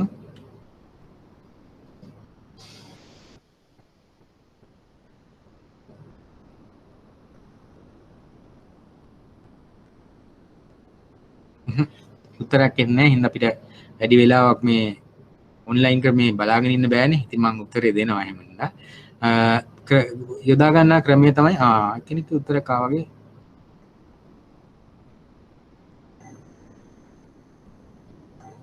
පහසුකම් නොමිලේ ස්ටාෆ් මෙම්බර්ස්ලට දීලා තියෙනවා. ඔව් ඉන්ටර්නෙට් පහසුකම් නොමිලේ දීලා තියෙනවා. ඒක ගොඩක් ඒක ළඟ වුණාට ගොඩක් ළඟයි. නමුත් මම අපේක්ෂිත පිළිතුර තමයි ගොඩක් බැංකුවල කවුන්ටර්ස් වලට අපි දෙමු ක්‍රෙඩිට් ස්ටාෆ් ඉන්නවා තව විවිධ ස්ටාෆ් ඉන්නවනේ ඒගොල්ලන්ට ගනුදෙනු කරන්න නැත්තම් Tamanට වුණත් තමන්ගේ ගනුදෙනුවක් කරන්න බෑ තමන්ගේ කවුන්ටර් එකට ඇවිල්ලා කවුන්ටර්ස් වලට ඇවිල්ලා හරි ඒක ගොඩක් බැංකුවල ඒක සීමා කරලා තියෙන නැත්තම් තහනම් කරලා තියෙන කවුන්ටරේට ඇවිල්ලා තමන්ගේ ගනුදෙනු කරන්න තමන් අනිවාර්යයෙන්ම එක්කෝ මුදල් තැන්පත් කරන්න පුළුවන් තැන්වලදී ඒකත් සීමා කරලා තියෙනවා. නමුත් මුදල් කවුන්ටරේට ගන්න මුදල් ලෙවල් ගන්න ඒ වගේ දේවල් නවත්තලා තියෙනවා. මොකද ATM එකේ ගන්න පුළුවන්. තමන්ගේ බිලක් ගෙවනවා නම් කවුන්ටර් එකට යන්න. මොකද ඉන්ටර්නෙට් බැංකින් එකෙන් තමන්ට කරන්න පුළුවන් නේද? එක ගිණුමකින් තව ගිණුමකට ෆන්ඩ් ට්‍රාන්ස්ෆර් කරනවා නම් ඒක කරන්න පුළුවන් නේද? ස්ටේට්මන්ට් එක ගන්න ඕන නම් තමන්ට ගන්න පුළුවන්. මේ ඉන්ටර්නෙට් එකෙන් ඔක්කොම දේවල් කරන්න පුළුවන්. සමහර වෙලාවට ඒවා තියෙද්දිත් මේ ස්ටාෆ් එකත් එනවා පල්ලෙහාට. අපි මේ බැංකුව උත්සාහ කරනවා ගනුදෙනුකරුවනුත් අර විකල්ප මාර්ග වලට යොමු කරවන්න. ඒ ඇස්සේ මේ බැංකුව වැඩ කරන මිනිස්සුත් මේ කවුන්ටර්ස් වලට එනවා. ඒක තාමත් මේ හරයක් නැති වැඩක්. ඒතකොට එහෙම කරොත් ඒක ඒ ක්‍රමය තුලින් තවදුරටත් ඒගොල්ලෝ ඒකට යැපෙනවා මිසක් ඒගොල්ලන්ට මේ බැංකුවේ ලබා දෙන ඩිරෙක්ෂන් එක නැත්තම් ලබා දෙන දිශාවට දිශා නැතියට ගමන් කිරීම අඩු වෙනවා. ඒකට බලහත්කාරයෙන් කිරීම තමයි අර කරන්න. එතකොට අපි ක්‍රෙඩිට් ස්ටාෆ් එක උනත් තමන් දැනගත්තොත් ඉන්ටර්නෙට් බැංකින් ඒ වගේම තමන්ගේ ඔපරේෂන් ස්ටාෆ් එක අනිවාර්යෙන් දැනගන්න ඕනේ. දැනගැනීම තුළින් ගනුදෙනුකරුවන් කවුරු හරි කෝල් එකක් දීලවොත් මේක කොහොමද කරන්න කියලා ඉක්මනට කියලා දෙන්න පුළුවන් නේද? ඒක ගත්ත තීරණයක් වුණාට අපිට ඒක රූට් කියලා තේරුණාට මම හිතන්නේ ඒක දූරදර්ශී තීරණයක්. හරි. එතකොට ඊට අමතරව අපි බැංකුවේ ඇතුලේ වැඩ කරන වෙනත් දෙපාර්තමේන්තු වල වැඩ කරන කණ්ඩායමටත් එහෙමයි. ඒගොල්ලෝ දැනගත්තොත් ඒගොල්ලන්ට ගනුදෙනුකරුවට කියලා දෙන්න පුළුවන්. තමන්ගේ පවුලේ විදිය කොහොමයක් තමන්ගේම බැංකුවේ තමයි ගිණුම් තියෙන්නේ ඒගොල්ලන්ට කියලා දෙන්න පුළුවන්. ඒ හරහා මේක ඊටමත් පුළුල්ව විහිදෙන ක්‍රමවේදයක් වෙනවා. ඉතින් ඒක මම හිතන්නේ බැංකු ගත්ත හොඳ තීරණයක් විදිහට මට හිතන්න පුළුවන් දීර්ඝ කාලීනව හිතලා. ඉතින් අපි දැන් ක්‍රම විකල්ප ක්‍රම දෙකක් ඉගෙන ගත්තා. ATM යන්ත්‍ර හරහා කොහොමද ගනුදෙනු කරන්නේ, අන්තර්ජාල බැංකුව හරහා කොහොමද ගනුදෙනු කරන්නේ කියලා. දැන් බලමු ශාඛා රහිතව බැංකු කරන ක්‍රම මොනවද බැංකුවක් සහ ගනුදෙනුකරුවන් සම්බන්ධ වෙන්නේ කියලා. අපි කියන්නේ බ්‍රාන්ච්ලස් බැංකින්.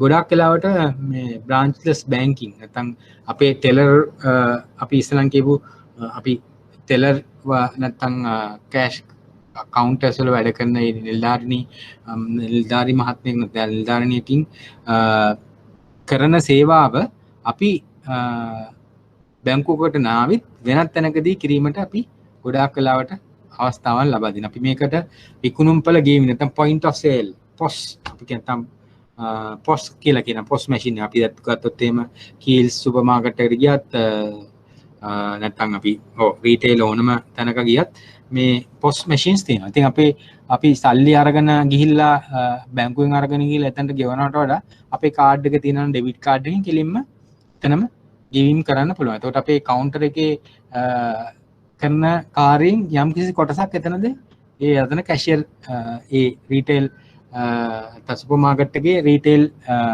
කැෂියර් එකේ ඉන්න කෙනා කරනවා නේද? එතකොට මේකට අපිට ගොඩාක් වෙලාවට ඕන වෙනවා POS machine එකක්. ඒ වගේම තමන්ගේ ජංගම දුරකථන virtual wallet ඒ වගේ ක්‍රමවේද හරහත් මේ තාක්ෂණය ශාඛාවක් නැතුව තමන්ගේ ගනුදෙනු කිරීමේ හැකියාවක් තියෙනවා. නැත්නම් අපේ ATM දැන් මේ වගේ POS machine එකක් තියෙනවා නම් අපේ ඩෙබිට් කාඩ් එකක් තියෙනවා නම් තමන්ගේ ගනුදෙනු කිරීමේ හැකියාවක් තියෙනවා. ඉතින් මේක තමයි බ්‍රාන්ච්ලස් බැංක්. ඉතින් කවුන්ටර් එකෙන් ටෙලර්වරයෙක්ගෙන් කරන රාජකාරියෙන් කොටසක් කැෂියර් එකකට පනවලා තියෙනවා, පවර්ලා තියෙනවා. ඒක තමයි මේ තාක්ෂණය හරහා සිදුවෙච්ච ක්‍රියාදාමය. නැත්නම් මහඟු ක්‍රියාවලිය. ඒ හරහා මේ කටයුත්ත කරන්න පුළුවන්. ඒ වගේම අපිට දැකලා තියෙනවා දැන් POS machines අරගෙන අපි සල්ලි බැංකුව වල කෑෂ් කලෙක්ටර්ස්ලා යනවා. බැංකු වෙත එන්න ඕනේ ගනුදෙනුකරුවන්. බැංකු ගනුදෙනුකරුවන් වලට අපේ කෑෂ් කලෙක්ටර්ස්ලා යනවා POS machine එකක් හරහා. අර ඉස්සෙල්ලා මම කිව්වේ ATM යන්ත්‍රය කරා රීටේල් සමාගම හරහා ඒ ගනුදෙනු කිරීමේ හැකියාවක් තියෙනවා. අපි අපේ බැංකුවේ නියෝජිතයෙක් කෙලින්ම ස්මාර්ට්ෆෝන් එකකට සමාන ඒ යන්ත්‍රයක් කරා තමන්ගේ දුරකථන ජාලයක් සම්බන්ධ වෙලා ගනුදෙනුකරු ගාවට ගිහිලා ඒගොල්ලන්ට මුදල් එකතු කරනවා නම් ඒකට අවශ්‍ය කරන රිසිට් පතක් පවා ලබා දීමේ හැකියාවක් තියෙනවා. ඒ හරහා කෙලින්ම බැංකුවට ඇවිල්ලා ඒ දත්ත ලබා දුන්නම කෙලින්ම සිස්ටම් එකත් එක්ක අප්ඩේට් වෙනවා. ඉතින් මේ නියෝජිතයෙක් මේ වගේ ජංගම විදියට ක්‍රියාත්මක කරන නියෝජිතයන් හරහා අපිට ඒ ගනුදෙනුකරුවන්ට පුළුවන් ලබා ගන්න පුළුවන් සේවාවන් අර සේවාවන්ම තමයි. හරි. ශේෂය පිරික්සන්න පුළුවන්, මුදල් මාරු කර ගැනීම හැකියාවක් තියෙනවා, ගෙවීම් සිදු කිරීමේ හැකියාවක් තියෙනවා, මිල්පත් ගෙවීමේ හැකියාවක් තියෙනවා. නියෝජිතයන් හරහා තැන්පතුවා මුදල් ආපසු ගැනීමේ හැකියාවක්ත් තියෙනවා. මේ නියෝජිතයන් නම් ඉන්නේ අපි ඉස්සරන් කියන ඊළඟට අපි කතා කරන නියෝජිත බැංකුකරණය. ඒකෙම බ්‍රාන්ච්ලස් බැංකින් වල තවත් කොටස. ඒත් බ්‍රාන්ච්ලස් බැංකින් වලට මේ ඔක්කොම එනවා. ජංගම ගුණකථන හරහා අන්තර්ජාලය හරහා කරන ගනුදෙනු, ඉස්සරම් මම කතා කරපු සුපර් මාකට් හරහා ඩෙබිට් කාඩ් පත් හරහා කරන ගනුදෙනු. මොකද ගෙවීම් ක්‍රමයට ඒක සම්බන්ධ වෙනවා. අපි ගනුදෙනුකරු වෙත යන අපේ කෑෂ් කලෙක්ටර්ස්ලා නැත්නම් මුදල් එකතු කරන නිලධාරී මහත්වරුන්, ඒ වගේම අපි ඊළඟට සාකච්ඡා කරන නියෝජිත බැංකුකරණය. හරි. ඒතකොට නියෝජිත බැංකුකරණය කියන්නේ වෙනමම ක්‍රමවේදයක්. අපි තව සුළු මොහොතකින් සාකච්ඡා කරනවා. ඒ වෙලාවට සම්පතු සල්ලි මුදල් ඒ පුද්ගලයා හරහාම ගන්න පුළුවන්. නමුත් ඊට අමතරව මේ සියලුම රාජකාරියන් අපිට කරන්න පුළුවන් අනිත් ක්‍රමවේදයන් හරහා. right? ඔක තමයි මම හිතන්නේ බ්‍රාන්ච්ලස් බැංකින් කියන එක ඔයගලන්ට මතක තියාගන්න. බ්‍රාන්ච් එකක් නැතිව කරන්න පුළුවන් ගනුදෙනු ක්‍රමවේදය. ඒකට ATM යන්ත්‍රයකින් ඩෙබිට් කාඩ් එකකින් අර කරන්න පුළුවන් ගනුදෙනු, අන්තර්ජාලයෙන් කරන්න පුළුවන් ගනුදෙනු, අපේ නියෝජිත මහත්තයෙක් ගනුදෙනුකරුවෝ ගාවට ගිහිල්ලා POS ස්මාර්ට්ෆෝන් එක හරහා කරන්න පුළුවන් ගනුදෙනු. වගේම නියෝජිත බැංකුව විසින් පත් කරන ලද නියෝජිතයන් හරහා කරන ගනුදෙනු. ඒකත් ශාඛාවක් නෙමෙයිනේ. ඒ සියලුම ගනුදෙනු අපිට බ්‍රාන්ච්ලස් බැංකින් හරහා කිරීමේ හැකියාවක් තියෙනවා.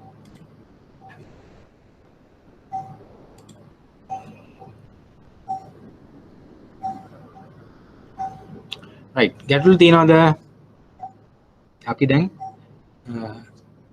විකල්ප ක්‍රම තුනක් ගැන කතා කරා. ATM යන්ත්‍රය, අන්තර්ජාලය, ශාඛා ජාලයට අමතරව ATM යන්ත්‍රය, අන්තර්ජාල ක්‍රමවේදය, ඒ වගේම මේ සියල්ලම අයිති වෙනවා මේ බ්‍රාන්ච්ලස් කියන බැංකින් ක්‍රමවේදයට. හරි.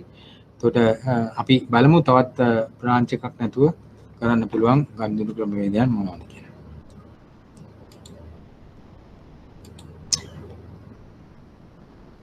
right. මේ අපි ඉස්සෙල්ලා වගේ අපි දැන් මේ කැලල ඉවර කරන්න බෑ නේද? ඒතකොට මේක හරහා ගනුදෙනු කරුවන්ට බ්‍රාන්ච් එකක් නැතුව කරන්න පුළුවන් ගනුදෙනු කරන ක්‍රමවේදයක් තියෙනවා නම් අපිට මොනවද තියෙන වාසි? වේගවත්ව හා අර වගේම නම්‍යශීලීව අපේ සේවාවන් ලබා ගැනීමේ හැකියාවක් තියෙනවා. හරි.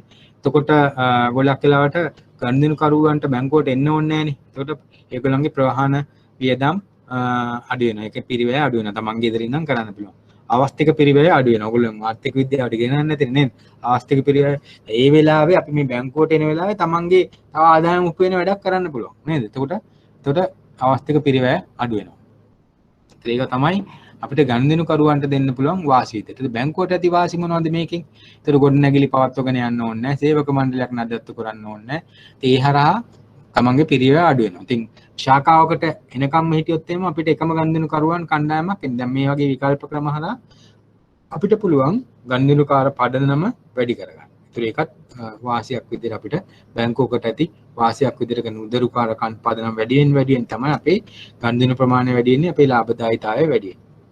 එතකොට ඒකෙම අපි ගත්තොත් එම බැංකුවට ඇති අවාසි මොනවද?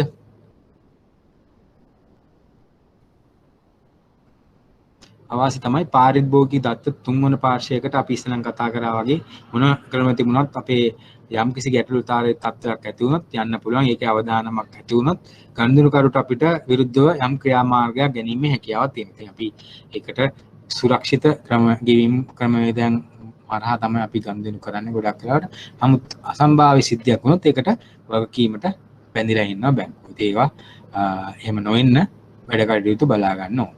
එතකොට ගනුදෙනු කරුවන්ට ඇති අවාසි. එතකොට කොහොම කරත් ගනුදෙනු කරුවන් මේ වගේ ක්‍රම වලට මුලින් යනකොට ඔය ATM යන්ත්‍රයකට ඉස්සලම කරපු ගනුදෙනු ඔයගොල්ලෝ මතක් කරන්න, අන්තර්ජාලයෙන් කරපු ඉස්සලම ගනුදෙනුව දැන් මතක් කරන්න. බැංකුවක ඔයගොල්ලන්ට කවුන්ටර්ස් වලට ගිහිල්ලා ගනුදෙනු කරන්න එපා. ඔයගොල්ලෝ මේ තමන්ගේ අන්තර්ජාලයෙන් හරි ATM එකකින් හරි තමන් ගනුදෙනු කරන්න කියලා බැංකුවෙන් යම් ඉන්ස්ට්‍රක්ෂන්ස් නැත්නම් උපදෙස් නිකුත් වුණාම Tamanට ඇතිවෙච්ච හැඟීම මතක් වුණොත් ඒ හිතා ගන්න පුළුවන් අපි කොච්චර මේ අකමැත්තක් තිබුණාද මේවා පටන් ගන්න කියලා. දැන් අපි පුරුදු වුණාම එච්චර ගැටලුවක් නැහැ. ඇත්තටම කතා කරොත් එම ඔයගොල්ලන්ගේ පරම්පරාවේ කට්ටියට ලොකු ගැටලුවක් නැති කියලා මට හිතෙනවා. නමුත් පළවෙනි ගනුදෙනුවට යම්කිසි ප්‍රතිවිරෝධයක් ඇති වෙන්න පුළුවන්. නමුත් අපි ගත්තොත් එහෙම අවුරුදු 40ක 50ක පුද්ගලෙක් පළවෙනි ගනුදෙනුව මේ හරහා කරන්න පොළඹවන එක මම හිතන්නේ ඔයගොල්ලෝ බැංකුවල වැඩ කරන කට්ටිය හරි ඉන්ටර්නෙට් බැංකින් වලට පොළඹවන්න ගියාම කොච්චර ඒගොල්ලන් අපහසු කාර්යයක්ද කියලා ඔයගොල්ලන්ට මේ දැනෙනවා ඇති නේද? ඒක හරි අමාරුයි ඒගොල්ලන්. නමුත් ඒගොල්ලන් දෙපාරක් තුන් පාරක් හත පාරක් ඒක හේතු ගන්නවට පස්සේ ඒගොල්ලෝ පහසුවෙන් ඒ කටයුත්ත කම්ෆර්ටබල් විදිහට කරගෙන යනවා. ඒගොල්ලෝ ස්තුතිවන්ත වෙන්නත් පුළුවන් අපිට ආපු දීපෙන් අපි දැන් කරගෙන යනවා මේ ගනුදෙනු. ගොඩක් ලේසි ඒක අපිට එන්න ඕනෙත් නෑ බැංකුවට. එහෙම කියලා කියන්න පුළුවන්. රස්තිය ආදු වෙන්න ඕනේ නෑ. දැන් කොවිඩ් එකත් එක්ක අපිට කොහොමත් ඔයගොල්ලන්ගේ ශාඛාවට එන එකත් අවදානමක්. ඒ හින්දා මේක දැන් හොඳයි අපිට මේක හොඳයි කියලා කියන්න පුළුවන්. ඒක හින්දා මේක පළවෙනියද මම ඉස්සරන් කිව්වා වගේ ඒ නැත්නම් ප්‍රතිවිරෝධය එන්නේ අපේ තියෙනවා යම්කිසි විශ්වාසවන්ත භාවය තහවුරු වෙලා නැහැ. තමන්ගේ මේ තමයි මට මේක කරගන්න පුළුවන් කියන එක හරි. නැත්තම් මම මේක කරලා මම මේ ගනුදෙනුවේ ඉන්ටර්නෙට් එකකින් මේ එක ගිණුමකින් තව ගිණුමකට ට්‍රාන්ස්ෆර් වෙන කොහෙට හරි ගියොත් එහෙම මට මේ සල්ලි ටික නැති වෙනවා. ඒ වගේ විශ්වාසවන්ත භාවය තහවුරු වෙලා නැති එක තමයි ප්‍රධානම හේතුව ගනුදෙනු කරුවෙක් ඒකට යොමු නොවෙන්නේ. එතකොට අනිත් එක තමයි අර ශාඛාවක තියෙන ප්‍රධානම වාසිය මුහුණට මුහුණ ගනුදෙනු කිරීමේ නොහැකියාව. අමාර ගනුදෙනු කරුවන් ඉන්නවා. ඒගොල්ලන්ට මුහුණට මුහුණ ගනුදෙනු කරේ නැත්නම් ඒගොල්ලන්ට ටිකක් අමාරුයි ඒගොල්ලන්ට. ඒ ස්ටයිල් එක මේ කැමති නෑ. ඒගොල්ලෝ ප්‍රතිවිරෝධයක් තියෙනවා. පන්සලට පල්ලියට යනවා වගේ තමයි අමාර ගනුදෙනු කරුවන්ට උදේට බැංකුවට ඇවිල්ලා පොඩ්ඩක් අපේ නිලධාරී මහත්තයන්ට නැත්නම් ශාඛා කර්මන්ට හායි බයි කියලා පොඩ්ඩක් යන්න ඕනේ. එහෙම කණ්ඩායමකුත් ඉන්නවා. හරි. දැන් ගොඩාක් වෙලාවට ඒක අඩු වෙලා ඇති. නමුත් දැන් අවුරුදු දෙකක් තුනකට මේ කොවිඩ් වලට ඉස්සෙල්ලා එහෙම කණ්ඩායමක් හිටියා. හරි. ඕක තමයි తත්වය. ඒක తත්වය නැවත ඇති වෙන්නේ නැති වෙන්න පුළුවන් මේ తත්වය යන්නේ. හරි. ඒක ඕක තමයි අපි ගත්තොත් එහෙම ශාඛා රහිත බැංකුකරණේ වාසි අවාසි ගනුදෙනු කරුවන්ගේ පැත්තෙන් සහ අපි ගත්තොත් එහෙම ගනුදෙනුකරුවන් නොවන කට්ටියගේ පැත්තේ. right QR code එකත් දැන් දියුණු වෙමින් පවතින POS machine වලට අපි ගත්තොත් එහෙම දැන් මහ බැංකුව විසින් තමන්ගේ අර ගෙවීම් වදයකින් තොරව කරන්න කියලා මේක ප්‍රොමෝට් කරන අතර මහ බැංකුව විසින් ප්‍රොමෝට් කරන ක්‍රමවේදය තමන්ගේ ගෙවීම් විශේෂයෙන්ම QR code හරහා ඒ පහසුකම් ලබා දීලා තියෙන එකත් මම හිතන්නේ අලුතෙන්ම නැගී එන ක්‍රමවේදයක් මේක ගොඩක් වෙලාට කාඩ් POS machine එක කරා කාඩ් හරහා කරන ගනුදෙනු වලට විකල්පයක් විදියට ඉදිරිපත් කරන්න පුළුවන්.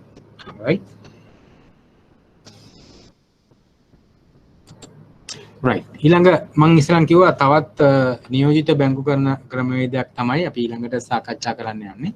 නියෝජිත බැංකුකරණය මේකත් බ්‍රාන්ච්ලස් බැංකින් ක්‍රමවේදයක්. හරි. එතකොට අපිට සාකච්ඡා කරන්න වෙන්නේ මේකත් බ්‍රාන්ච් එකකට නොගින් කරගන්න පුළුවන් බැංකු ගනුදෙනු ක්‍රමවේදයක් කරා. මේදී නියෝජිත බැංකුකරණය හරහා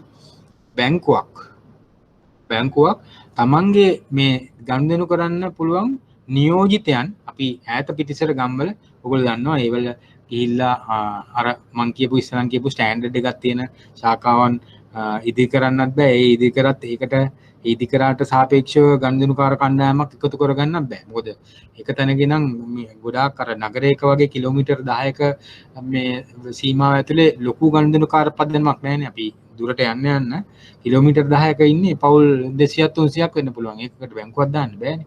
නේද? එතකොට ඒක ඉතාමත් කාර්යක්ෂම ක්‍රමවේදයක් වෙන්නේ. එතකොට ඒ හින්දා ඒ වගේ නමුත් මේ ගනුදෙනු ඒ වගේ ගොඩාක් පොකට්ස් තියෙනවා. ඉතින් මේ පොකට්ස් ටික ඔක්කොම එකතු කරගත්තොත් ලොකු ගනුදෙනුකාර පදනමක් එකතු කරගන්න පුළුවන්. එතකොට ඒ හින්දා අපි අර ඔයගොල්ලෝ දන්නවා සාමාන්‍ය ව්‍යාපාරයක් විදිහින් අපි ඉස්සරහන් සාකච්ඡා කරේ අපේ ඕනම සිමෙන්ති වෙන්න පුළුවන් නැත්නම් පිටි වෙන්න පුළුවන් ඒ වගේ පාරිභෝගික දේවල් නැත්නම් බිස්කට් වෙන්න පුළුවන් නේද මේ සියලුම දේවල් ඩිස්ට්‍රිබියුට් කරන්න නියෝජිත මහත්තයෝ ඉන්නවා නගරවල. ඉතින් ඒ වගේ බැංකුත් බැලුවා දැන් මේක අපිට කරන්න පුළුවන් ඊළඟ ක්‍රමය තමයි අපේම නියෝජිත මහත්තුරුන් ඒ වැඩි ජනාකීර්ණ නැති තැන්වල ඒ බැංකු කටයුතු ඒ තැනකට ඇවිල්ලා කරගන්න පුළුවන් තැනක් බලලා නියෝජිත මහත්තුරුන් පත් කරගන්න. ඉතින් මේ සඳහා වළංගු නියෝජිතයන් බැංකුව විසින් ගිවිසුම් ගත වෙලා තමන් ඇග්‍රීමන්ට් එකක් සයින් කරලා ඒගොල්ලන්ට මොනවාගේ බලාපොරොත්තු ඒගොල්ලන් මොනවාගේ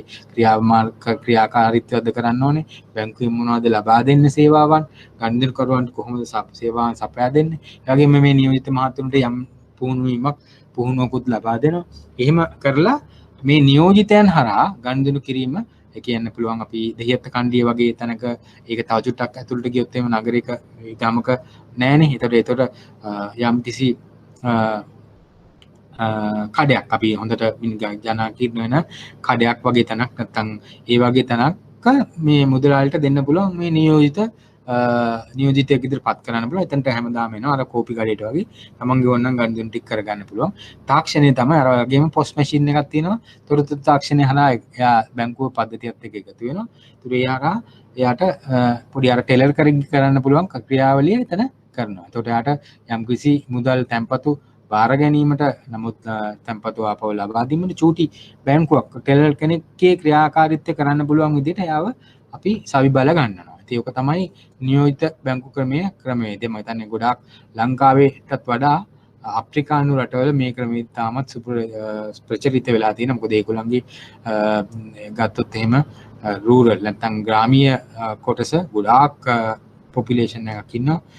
නමුත් ඒ වගේම ඒගොල්ලන්ගේ ජංගම දුරකථන ගොඩාක් භාවිතය තියෙනවා. ඉතින් ඒක ඒ අවස්ථාව ප්‍රයෝජනට අරගෙන ගොඩාක් හොඳින් මේ ඒජන්සි බැංකුකරණය නැත්නම් නියෝජිත බැංකුකරණය ක්‍රියාත්මක කරනවා මෙම බැංකු මගින්. එතකොට අපිට මේකෙන් ලබා ගන්න පුළුවන් සේවාවන් මොනවද කියලා අපි ගත්තොත් එහෙනම් මොනවද ඔයගලන්ට කියන්න පුළුවන් අර සේවාවන්ම ලබා ගන්න පුළුවන්. මුදල් තැන්පතු ලබා ගැනීම සහ ගැනීම ශීර්ෂ පිරික්සුම પાස්පෝර්ට් තමන්ගේ හිටියනවා නම් ගොඩක් ගම්වල කට්ටියට ඕනනේ තමන්ගේ පොත අප්ඩේට් කරගන්න නැත්නම් අමාරුයි ඉන්නේ. අපි අර ඉස්සෙල්ලා කියපු හයිෆයි ඉන්ටර්නෙට් බැංකින් වගේ දේවල් ඒගොල්ලන්ට අමාරුයි. ඉතින් ඒගොල්ලන්ට පහසු වෙන්න තමයි මේ අර කෝපි කඩේට ඇවිල්ලා පොතක් අරගෙන කරන එක තමයි මේ කරන්න. මොකද ඒගොල්ලන් දුර බැංකුවල ශාඛාවලට යන්න බෑ. මේක තමයි එකම ක්‍රමය. ඉතින් ඒගොල්ලන් පොත අප්ඩේට් කරගන්න, මුදල් තමන්ගේ කාට හරි මාරු කරගන්න පුළුවන් නම්, නැත්නම් තමන්ට ගිණුමට ආවපු එකක් තියෙනවා නම්, නැත්නම් පිට රටින් තමන්ගේ ගෙවුම් ආපු රෙමිටන්ස් එකක් ඒ වගේ දෙයක් ලබා ගන්න තමන්ට ඒ වගේ ක්‍රියාත්මක කටයුතු කරන්න පුළුවන්. වෙනත් අපි කතා කරපු ඉස්සෙල්ලාම බිල්පත් ගෙවීමේ හැකියාව, ඒ වගේ දේවල් මේ වගේ ක්‍රියාකාරීත්වයක් කරා වළංගු නියෝජිතයන් මාර්ගයෙන් මේ විදිහට ගණනය කිරීම තමයි අපිට කරන්න පුළුවන්. මේ හැම එකටම මම අර ඉස්සෙල්ලා කිව්වා වගේ කෝ බැංකින් සිස්ටම් එකක් අවශ්‍යතාවය ඒකේ වැදගත්කම ඒක තමයි මේ හැම එකකටම පදනම. ඉතින් මේ අපි එහා පැත්තේ රූපසරණනෙත් පේනවා මේක කොහොමද ක්‍රියාත්මක වෙන ක්‍රියාදාමය කියලා. right? වතුර ටික බොන්න.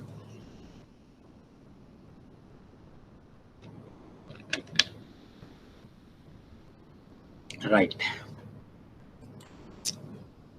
ඉතින් මේ වගේ නියෝජිත බැංකු කරන ක්‍රම තියාගන්න අපිට ලේසි තාක්ෂණික මාර්ගයෙන් පටන් ගන්න පුළුවන්. නමුත් මේවල බැංකු වලට මේවා ක්‍රියාත්මක කිරීමේදී යම් යම් අභියෝග තියෙනවා. ඉතින් ඒ අභියෝග ජය ගන්න ඕනේ.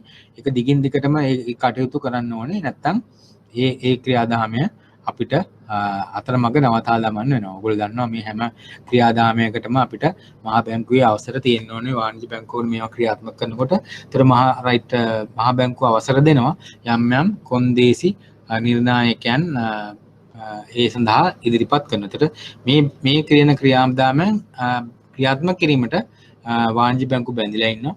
මේ පිළිබඳව අනිවාර්යයෙන්ම ශ්‍රී ලංකා මහා බැංකුවත් යම් කිසි පාලනය මේ හරියාකාරයෙන් සිදු වෙනවද කියලාත් ඒගොල්ලෝ පසු යුරෝපීය විපරමක් කරන අවස්ථාවේදී යම් දේවල් කියපු දේවල් කෙරුන්නේ නැත්නම් යම් ගැටලුකාරී තත්ත්වයන් වලට වාණිජ්‍ය බැංකුවලටත් මුහුණ දෙන්න සිද්ධ වෙනවා. ඉතින් ගොඩක් වෙලාවට මේ වගේ නියෝජිත බැංකු කරන තියෙනකොට අපිට බැංකුවකට තියෙන්න පුළුවන් නැත්නම් මොනවද අභියෝග කියලා ගත්තොත් එහෙම දැන් මේ වගේ නියෝජිත මහත්මයෙක් පත් කරාම අපි ඒගොල්ලන්ට දෙනවන නිශ්චිත ක්‍රියාවලියක් නිශ්චිත අපි එයාට ටෙලර් කෙනෙක්ට දෙනවා වගේ ජොබ් ඩිස්ක්‍රිප්ෂන් එකක් දෙනවා. එයාගේ ක්‍රියාව මොකද්ද? එයාගෙන් බලාපොරොත්තු වෙන ක්‍රියාවලිය මොනවද කියලා එයාට යම්කිසි ලිඛිත ලියකියවිල්ලක් දෙනවා. ඒ වගේ තමයි ගනුදෙනු අපි ගිවිසුම් ගත වෙන්නේ. එතකොට ඒවා ක්‍රියාත්මක වුණාද කියලා බලන්න අපිට පුළුවන් වෙන්න ඕනේ අපේ අභ්‍යන්තර බාහිර විගණනයන් තියෙනවනේ නේද? ඔඩිටර්ස් කියලා ඉන්නේ බ්‍රාන්චස් වලට. ඒ වගේම අපිත් මේ අපේ ඔඩිට් එකක් යවන්න ඕනේ මේ වගේ නියෝජිත කාර්යාලය වලට යම්කිසි කාල රාමුවන් තුල. ඒතර ඒවා හරියට ක්‍රියාත්මක වෙනවද කියලා බලන්න. නැත්නම් ඒවා යම්කිසි ආකාරයකින් අක්‍රමික කටයුතු සිදු වෙන්න පටන් ගත්තොත් අපි පරක්කු වැඩි වෙන්න පුළුවන් ඒවා නවත්ත දාන්න. එතකොට ඒවා අපිට මහ බැංකුවෙනුත් යම්කිසි ගැටලුකාරී තත්ත්වයන් එන්න පුළුවන්. ඒ වගේම යම් ගැටලුකාරී තත්ත්වයන් එන්න පුළුවන් අභ්‍යන්තර හා බාහිර තලන මුහුණ දීමට නියෝජිතයන් සංවිධානය කිරීම යම් සොර සතුරු ගැටලු එන්න පුළුවන් නැත්නම් යම් සමිති සමාගම් වලින් මේ වලට ප්‍රතිවිරුද්ධයක් වෙන්න පුළුවන්. මොකද අපි දන්නවා කෝපරේටිව් සොසයිටිස් තියෙනවා, වෙනම සමිති තියෙනවා මේ මුදල් එකතු කරන. ඒ වගේ දේවල් වලින් ඇතුළෙන්ම අපි කියන ඔය දේශපාලන පැට ගැටලු වගේ ගම්වලක් තියෙනවා. ඔය ගැටලු දේවල්ට මුහුණ දෙන්න මේ නියෝජිත මහතුරුන්ට යම් පුහුණුවක් ඒගොල්ලන්ගේ පෞරුෂය ගොන්නගලා ඒවලට කොහොමද මුහුණ දෙන්නේ කියලා සංවිධානාත් ඒගොල්ලන්ගේ සංවිධානය කිරීම, ඒ වගේම මේ ගනුදෙනු කරන ආකර්ෂණය කිරීමට ඒ වගේ දේවල්ුත් මේගොල්ලන්ට පුහුණුවක් ලබා දෙන්න. එතකොට තමයි මේ අපි කරන ක්‍රියාවලිය සාර්ථකව කරගන්න පුළුවන් වෙන්නේ. ඒ වගේම මම ඉස්සෙල්ලා කතා කරා අර තුන්වෙනි පාර්ශ්වයක් වෙතට යන්න පුළුවන් යම් ගනුදෙනු කාරුන්ගේ තොරතුරු. ඒ සඳහා සංවේදී තොරතුරු වල සුරක්ෂිතභාවය තහවුරු කිරීමට අපිට බැංකුවක් විදිහට නැත්නම් මේ නියෝජිතයන් යම්කිසි ක්‍රියාකටයුත්තක් කරන්න ඕනේ. ඒ වගේම යම් තැන්වලදී අපිට තොරතුරු තුන්වෙනි පාර්ශ්වයකට යන්න පුළුවන්. ඒ වගේ දේවල් අපේ ස්ලිප් එකක් තියෙනවා. ඒ ස්ලිප් අපි එතන ෆයිල් කරලා ඊට පස්සේ ආපහු යවන්න ඕනේ ප්‍රධාන කාර්යාලවල. ඉතින් ඒ වගේ දේවල් දැන් මෙතන තවත් එක්කෙනෙක් වැඩ කරන කට්ටියක් ඉන්නවා. ඒ කට්ටිය බලන්න පුළුවන්. ඉතින් ඒ වගේ දේවල් මොන හරි අපි ඇත්තටම ගනුදෙනු කරුවන්ගෙන් මේ වගේ දෙයක් වෙනත් පුද්ගලයට යනවා කියලා දන්නවනේ. එයාගේ අපි අවසරයක් ගන්න පුළුවන් අපිට. අපි දන්නවනේ ඉන්ටර්නෙට් වල අපි කරන ගනුදෙනු වලදී අපෙන් ගන්නවා මේ ඇග්‍රීඩ් කියලා මේ ගන්නවා නේද? ඒගොල්ලෝ. ඇග්‍රීමන්ට් එකට ඕකේ කරගන්නවා සිස්ටම් එකකින්. ඉතින් ඒ හරහා අපි කැමැත්ත පළ කරලා තිබුණොත් අපිට ගැටලු ඇති කරන්න බෑ. නමුත් ඒකට ගැටලු කැමැත්ත පළ කරලා නැත්නම් අපි යම්කිසි අපේ ගනුදෙනුකරුගේ තොරතුරු තුන්ව පාර්ශ්වයකට ගියොත් ඒකට වගකීම බැඳිලා ඉන්නවා. ඒත් නියෝජිත මහත්තයා අමාරු වෙනොත් බැංකුවත් අමාරු වෙනවා. හරි. ඒකට අවශ්‍ය කරන ක්‍රමවේදයන් පාලන ක්‍රම යෙදුවේ නැහැ කියන එකේ චෝදනාව බැංකුවටත් එනවා. ඒවා යම් ඉතාමත් ඉහළට යන්න පුළුවන් ගැටලු ඒවා නවත්ත ගන්න මේවා තමයි අභියෝග. හරි. ඉතින් මේවා ක්‍රියාත්මක කරන්න නම් මම හිතනකෝ සතුරන්ගේ එන්න පුළුවන් කියලා ගැටලු. ඒකට ඒකට මුදල් අපි ගනුදෙනු කරනවා නම් එක ගනුදෙනුකරුවෙක්ට කරන්නට ලබා දෙන මුදල් ප්‍රමාණය රුපියල් 5000ද 10000ද කියන එකේ වගේම තැන්පතු එක ගනුදෙනුකරුවෙක්ගෙන් අපිට මිලියනයක වගේ ගනුදෙනු ලබා ගන්න බෑ. හරි. එහෙම කරොත් එහෙම එතකොට මේක අපිට අනිවාර්යයෙන්ම සතුරු තර්ජන වලට යන්න පුළුවන්. ඒකට මේ නියෝජිත මහත්තයා තාමත් කෙටි කාලයක් ඇතුළත තමන් එකතු කරන මුදල් ළඟම තියෙන ශාඛාවට ගිහිල්ලා තැන්පත් කරන්නත් ඕනේ. හරි. ඒකට ඒ වගේ ක්‍රමවේදයන්ට යාව එකඟ කරගන්න ඕනේ. ඒවට බැඳිලා ඉන්නවා. ඒත් දෛනිකව මේ නියෝජිත මහත්තයෙක්ගේ ගනුදෙනු ප්‍රමාණය අපි දන්නවා ටෙලර් කෙනෙක්ට මෙච්චරයි කරන්න පුළුවන් කියලා, සල්ලි මෙච්චරයි තියාගන්න පුළුවන් කියලා තමන්ගේ ගාව තමයි සේප්පුව. ඉතින් ඒ වගේ ගනුදෙනු සීමාවන් එක එක දවසට කොච්චරක් කරන්න පුළුවන්ද? එක ගනුදෙනුකරුවට කරන්න පුළුවන් ගනුදෙනු ප්‍රමාණය කොච්චරද? එක නියෝජිතයෙක්ට කරන්න පුළුවන් ගනුදෙනු ප්‍රමාණය කොච්චරද කියන ඒවා ඒ සීමා දාන්න ඕනේ. ඒතර සීමා දාලෙවල අපි අනිවාර්යයෙන්ම අපි අභ්‍යන්තර විගණනයන් මගින් ඒවා හරියට කරනවද කියලා බලන්න ඕනේ. හරි. ඒතර එහෙම තමයි අපිට මේ අභියෝග මේවයි මේවලට මුහුණ දෙන්න ක්‍රමවේදයක් අපි ඒකත් එක්කම අද මේ විදිහට සාකච්ඡා කරන්න පුළුවන්. ඒ වගේම අපිට දැන් යම් ආකාරයකින් ගනුදෙනුකරුවන් ආවම පස්සේ ඒගොල්ලෝ යම්කිසි දුර බැහැරක් ගෙවාගෙන එන්නේ. ඒතකොට යම්කිසි සේවාවක් ලබා ගන්නාම අද වැඩ කරන්නේ අනේ මේක කැඩිලා අරක කැඩිලා අද වැඩ කරන එක්කෙනා නෑ මේක දන්නේ එක්කෙනා නෑ එහෙම කියන්න බෑ. හරි. ඒතර ඒක තියෙනවා නම් අකණ්ඩව ඒ සේවාව සපයන්න මේ නියෝජිත මහත්තයා බැඳිලා ඉන්නවා. එහෙම නැති වුණොත් ඒ පිළිබඳව අනිවාර්යයෙන්ම ප්‍රධාන කාර්යාලය දැනුවත් කිරීමක් කරන්න ඕනේ. එතකොට ඒකට ඒගොල්ලෝ විකල්ප යොදන්න පුළුවන්. නැත්නම් ඒගොල්ලන්ට උපදෙස් ලබා දෙන්න පුළුවන්. නමුත් මේ විදිහට ක්‍රියාත්මක කරන්න පටන් ගත්තන් පස්සේ නවත්තන්න බෑ. මොකද මේවා නැවතුනොත් එහෙම ගනුදෙනුකරුවන්ගේ විශ්වාසය බිඳ වැටෙනවා. ඒගොල්ලෝ මේකෙන් සල්ලි ගන්න දැන් ඒගොල්ලෝ විශ්වාසය බිඳ වැටුනොත් ඒගොල්ලෝ හිතනවා මෙතන ගැටලුවක් අපේ සල්ලි සුරක්ෂිත නැහැ. සල්ලි එළියට ගන්න පටන් ගන්නවා. තැන්පතු එළියට ගන්න පටන් ගන්නවා. ඒතර ඒක යන්න පුළුවන් මේ බැංකුවකගේම නම සවුත් වෙන්න පුළුවන්. හරි. එක බැංකුවක මේ නියෝජිත මහත්කෙන් සවුත් වුණොත් ඒක යන්න පුළුවන් කටකතාවකින් අන්න අර බැංකුවම අන්න මේ සල්ලි නැහැ බැංකුවට කියලා යන්න පුළුවන්. හරි. ඒතර ඒ වගේ හින්දා මේ අකණ්ඩව මේ කටයුතු කිරීමට අනිවාර්යයෙන්ම නියෝජිත බැංකුකරණයේ තවත් ඉදිරියට පියවරක් තියලා මේ පිළිබඳව පරිස්සම් වෙන්න ඕන. ඔය දැන් අපි දැන් කීපයක්ම සාකච්ඡා කරා.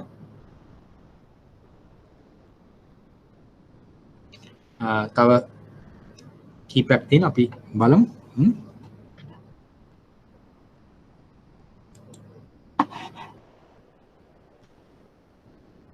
ඊට පස්සේ තවත් විශේෂ දැන් ලෝකයේ තුල ප්‍රචලිත වෙන විශේෂ ක්‍රමවේදයක් තමයි විශේෂයෙන්ම ගෙවීම් පියවීම් ක්‍රියාවලිය සහ ණය ගනුදෙනු සඳහා ඒ වගේම වෙනත් සේවාවන් රක්ෂණ කටයුතු ඒ වගේ දේවල් ලබා ගන්න පුළුවන් ක්‍රමවේද මූල්‍ය තාක්ෂණය කියලා මේකට කියන්නේ නැත්නම් ෆින්ටෙක් කියලා කෙටියෙන් හඳුන්වන ෆයිනෑන්ෂල් ටෙක්නොලොජි මූල්‍යමය සේවාවන් සපයන තාක්ෂණයත් එක්ක මූ වෙච්ච ක්‍රමවේදයක්. අර අපි බ්‍රාන්ච්ලස් බැංකින් කියන්නේ බ්‍රාන්ච් එකක් නැතුවනේ. ඒකෝල අපිට යම් සීමා බන්ධන තියෙනවා අපිට දෙන්න පුළුවන් සේවාව. නමුත් තව මේ මූල්‍ය තාක්ෂණය මූල්‍ය ක්‍රමවේදය තාක්ෂණය හරහා අපිට කරන්න පුළුවන් මිනිස්යන් විසින් කරනු ලබන විටින් විට කරන්න පුළුවන් මනුෂ්‍යයන් විසින් අනිවාර්යයෙන්ම කරන ක්‍රියාවලිය සමානලාට අපිට ඔටෝමේට් කරන්න පුළුවන් ස්වයංක්‍රීය කරන්න පුළුවන් ක්‍රියාවලියන් තියෙනවා. ඉතින් ඒ ක්‍රියාවලිය මේ තොරතුරු තාක්ෂණය යොදාගෙන අපිට කරන්න පුළුවන්. ඒ කියන්නේ ගනුදෙනු කරන ක්‍රියාවලිය අපි ඔක්කොම මුලින්ම ලෑස්තිගත කරොත් එහෙම අපි යම් ක්‍රියාවලියන් තියෙනවා නිතර කරන ක්‍රියාවලියන්. ඉතින් මේ ක්‍රියාවලිය මිනිස්සෙක් ඉන්නම ඕනේ නැහැ. ඒවා තාක්ෂණය යොදාගෙන කරන්න පුළුවන්. ඉතින් ඒක තමයි අපි ඔටෝමේට් කරනවා කියලා කියන්නේ. මෙතන තොරතුරු තාක්ෂණ ඉගෙන ගත්ත කට්ටිය මේක දන්නවා ඇති. එතකොට මේ හරහා තාක්ෂණය මූල්‍යකරණයට තාක්ෂණය මුහු ක්‍රමයක් තමයි අපි මේ ෆයිනෑන්ෂල් ටෙක්නෝලොජි නැත්තම් ෆින්ටෙක් කියලා අපි යොදාගන්නේ. එතකොට තාක්ෂණයේ මෘදුකාංක හරහා සිස්ටම් එකක් තියෙන්න ඕනේ මේකට. ඒකට අදාළ තොරතුරු තාක්ෂණයෙන් මෙවලම් අදාළ සිස්ටම් එකක් තියෙන්න ඕනේ නැත්නම් පද්ධතියක් තියෙන්න ඕනේ. ඒ වගේම ජංගම දුරකථන ජාල අපි ගත්තොත් එම් මොබිටෙල් හරි ඩයලොග් හරි ඒ වගේ ප්‍රධාන ජංගම දුරකථන ජාලාවක් එකතු වෙනවා. මොකද අපිට මේකට කමියුනිකේෂන් එකක් ඕනේ. sannivedanayak ඕනේ. තොරතුරු තාක්ෂණය විතරක් මදි. sannivedanයට ජංගම දුරකථන ජාලාවක අවශ්‍යතාවයකුත් තියෙන සම්බන්ධ වීම. ඒ වගේම මූල්‍ය ආයතනයක මූල්‍ය ආයතනයක් මූලිකත්වය ගන්නත් ඕනේ. මොකද මේක මූල්‍යකරණය පිළිබඳව දෙයක්. අරගොල්ලන්ට තාක්ෂණයෙන් ඒගොල්ලන්ට සම්බන්ධ වෙන්න පුළුවන්. ජංගම දුරකථන ජාලාවලට ඒක පහසුකම් සලසන්න පුළුවන්. නමුත් මේකේ මූලිකත්වය මූල්‍ය ආයතනයක් ලබා ගන්න ඕනේ. එතකොට මූල්‍ය ආයතනය මේදී අර අපි ඉස්සරන් කතා කරපු භෞතිකව සම්බන්ධ වෙන ක්‍රමයක් නෙමෙයි. ගොඩක් අපිට කරන්න පුළුවන් හැම එකක්ම තාක්ෂණයෙන් කරන්න පුළුවන් දේවල් තාක්ෂණයට දාලා අවම මානව සම්පත් යොදාගෙන මේ තාක්ෂණය යොදා ගන්න පුළුවන්. ඒකට අපි මේක තමයි අපි ෆින්ටෙක් ටෙක්නොලොජි කියලා කියන්නේ ස්වයංක්‍රීය පද්ධතිය හරහා ක්‍රියාත්මක වීම. ඒකට මම ඉස්සෙල්ලා කිව්වා වගේ මේ හරහා මේ අපිට තාක්ෂණය හරහා ලබා දෙන්න පුළුවන් විකල්ප ක්‍රමවේදයන් හරහා ලබා දෙන්න පුළුවන් සේවාවත් පුළුල් වෙලා තියෙනවා. අපි ඉස්සෙල්ලා කිව්වනේ ගනුදෙනු කරන්න ගිණුමක් විතරයි ඕපන් කරන්න බැරි කියලා. ණය ගනුදෙනුත් ඒකෙන් හරහා කරන්න බෑ.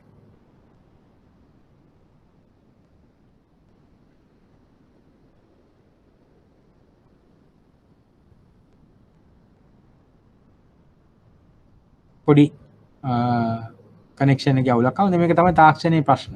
තාක්ෂණය අවුල් වුණොත් එතකොට ඔයගොල්ලන්ට ඇහුන්නේ නැහැ වගේ තාක්ෂණය අවුල් වුණොත් ගනුදෙනු කරන්න බෑ. ඉතින් ඒක තමයි මේ තාක්ෂණයත් එක්ක කරන දේවල් වල තියෙන ප්‍රශ්නේ. හරි. එතකොට මේ ක්‍රමේ හරහා ඉස්සෙල්ලා කතා කරපු අපිට ණය ලබා දීමේ හැකියාවක් කොහොමත්ම තිබුණේ අර ශාඛා රහිත බැංකු කරන ක්‍රමවේදයන් හරහා. නැත්නම් අන්තර්ජාතික බැංකු කරන ATM යන්ත්‍ර ණය සේවාවන් ලබා දීම, ඒ වගේම උපදේශන සේවාව ලබා දීම, මේ වගේ දේවල් කරන්න බැරි වුණානේ. රක්ෂණ සේවාව මේ සියල්ලම කරන්න පුළුවන් මේ වගේ මූල්‍ය සේවා කරන ක්‍රමනේ.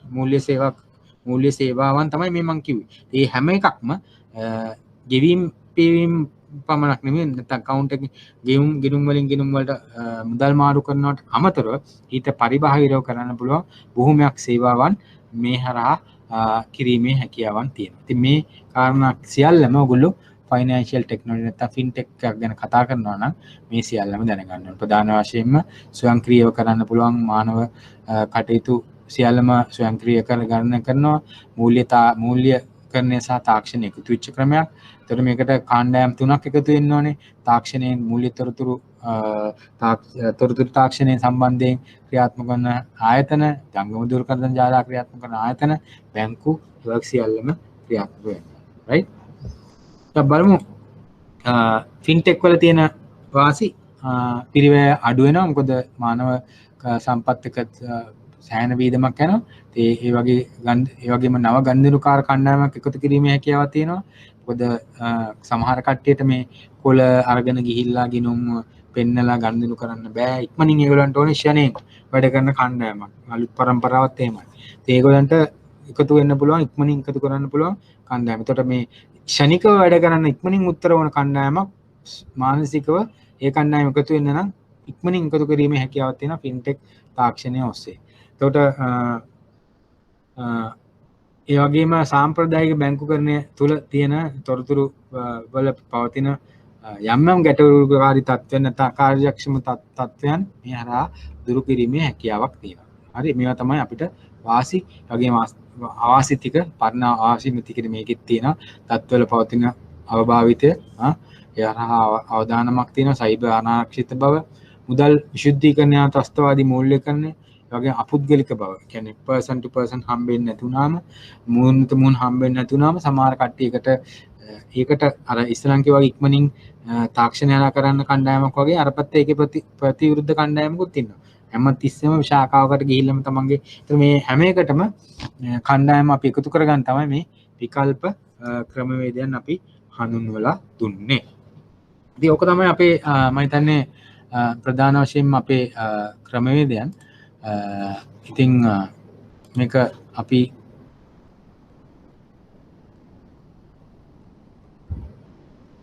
හරි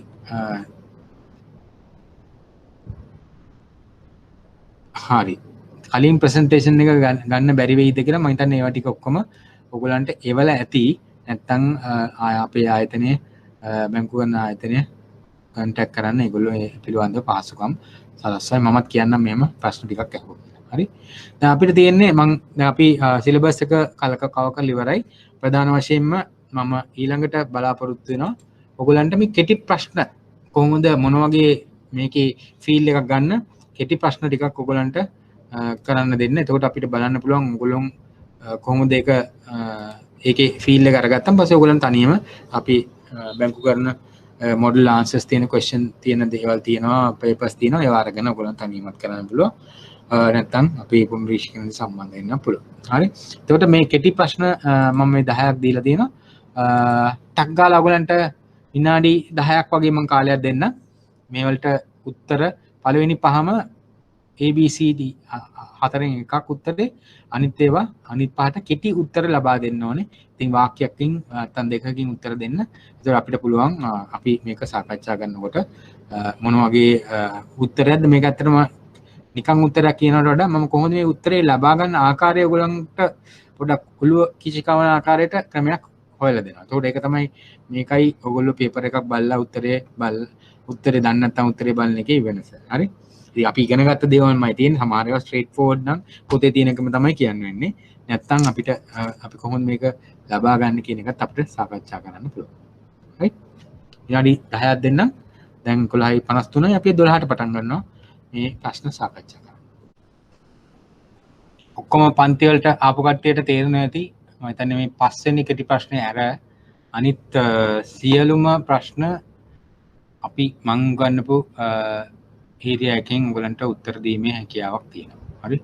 නැත්නම් දෙවෙනි ප්‍රශ්නයත් චුට්ටක් විතර ලලිත් සර්ගේ කවර වෙන්නේ නැති කියලා මම හිතනවා. ඒත් අපි මේක පිළිබඳව සාකච්ඡා කරලා තියෙනවා. හරි. මේ ප්‍රශ්න දෙකක් කරා අනිත් සියලුම ප්‍රශ්න මම උගන්වපු දේවල් වලින් ඇවිල්ලා තියෙන. කියන්නේ අනිවාර්යෙන් 10ත් 15ත් අතර ප්‍රමාණයක් අපි ඉගෙන ගත්ත ඒරියා එකකින් ඔයගලන්ට ලකුණු ගැනීමේ හැකියාවක් තියෙනවා. හින්දායි මේක බලමු අපි උත්තර ඔක්කොම හරි ගිය කට්ටියට බලන්න පුළුවන්. තමන්ට බලා ගන්න පුළුවන්. හරි. තව විනාඩියක් දෙන්න.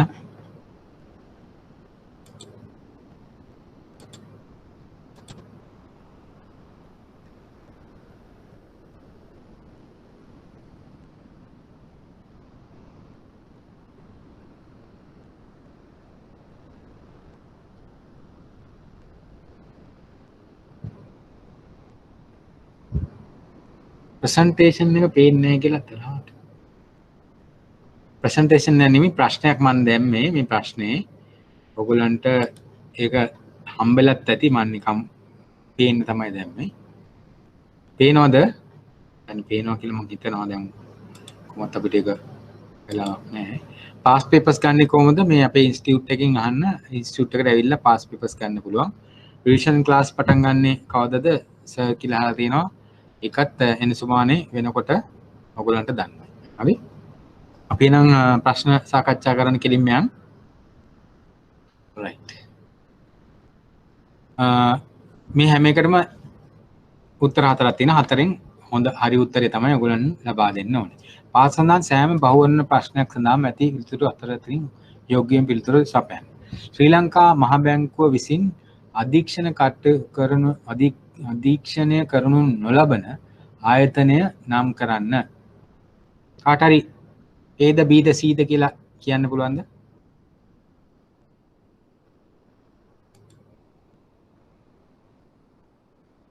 right.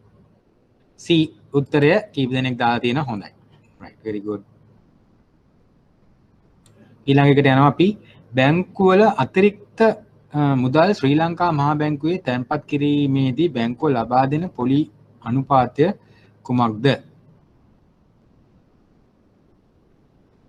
බැංකුවල අතිරික්ත මුදල් ශ්‍රී ලංකා මහා බැංකුවේ තැන්පත් කිරීමේදී බැංකුවලට ලබා දෙන එකට කියන නම මොකක්ද? දෙකට උත්තරේ මොකක්ද?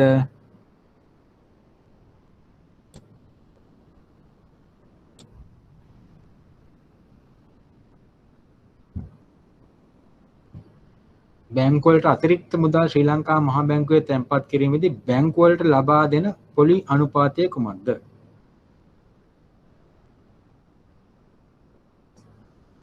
දෙක කියලා තමයි ගොඩක් කට්ටිය තියෙන, තුනක් තියෙනවා, හතරක් තියෙනවා. ඔක්කොම උත්තර ටික තියෙනවා. මෙතන නම් හරි උත්තරේ තමයි 4. නිත්‍ය තැන්පත් පහසුකම් අනුපාතය, standing deposit facility rate. මේ ගැන පොඩි පැහැදිලි කිරීමක් කරොත් බැංකුවේ දැන් බැංකු වලට පුළුවන් මහා බැංකුවේ තැන්පත් කරන්න අතිරික්ත මුදල්. හරි, අපි කිව්වනේ තමන්ගේ අතිරික්ත මුදල් තියෙනවා නම් මහා බැංකුව ගිහලා තැන්පත් කරන්න පුළුවන්. ඒතර තැන්පත් කරාම හම්බෙන මුදල් අනුපාතය මොකද්ද? තැන්පතු එකක්. මේකට අපි එතකොට මේ මහා බැංකුවේ හින්දා මොකද්ද කියන එක අපිට එතකොට තැන්පතු අනුපාතයේ හින්දා අපිට අයින් කරන්න පුළුවන් මෙතනින් ණය 1යි 2යි අවුට් කොහොමද? එතකොට බරිත සාමාන්‍ය තැන්පතු අනුපාතය කියන්නේ average weighted deposit rate කියන්නේ බැංකු වල සාමාන්‍ය අනුපාතය. ඒතර මහා බැංකුවේ තැන්පත් කරන අනුපාතයට තමයි අපි standing deposit facility rate නැත්නම් නිත්‍ය තැන්පත් පහසුකම් අනුපාතය කියන්නේ. ඒ වගේම තමයි අනිත් පැත්ත ණය දෙන අනුපාතය. අපිට ඕන නම් අපිට ණය ගන්නත් පුළුවන් අපිට අමාරු වෙච්ච අවස්ථාවක දවසිතා ගැටලු තියෙනකොට. ඒකට අපි කියනවා standing advance facility rate. හරි, නැත්නම් loan facility rate. නැත්නම් නිත්‍ය ණය පහසුකම් අනුපාතය. හරි. සාමාන්‍යයෙන් මේක දැන් අඩුම මට්ටමක තියෙන standing deposit rate එක දැන් ඕනම ඔයගොල්ලෝ ඉන්ටර්නෙට් එකේ කියලා බලන්න පුළුවන් අප්ඩේට් එක 2% විතර නිත්‍ය තැන්පතු ඒකෙම ණය දෙන අනුපාතිකය 2.5% විතර. ඔක තමයි වර්තමාන තත්ත්වය. ඊට පස්සේ තුන්වෙනි එකට අපි ගත්තොත් බැංකුවක් විසින් සිල්ලර ගනුදෙනු කරුවෙකුට ලබා දෙනු නොලබන පහසුකම වනුයේ කුමක්ද? කවුද උත්තර දෙන්න බලන්න?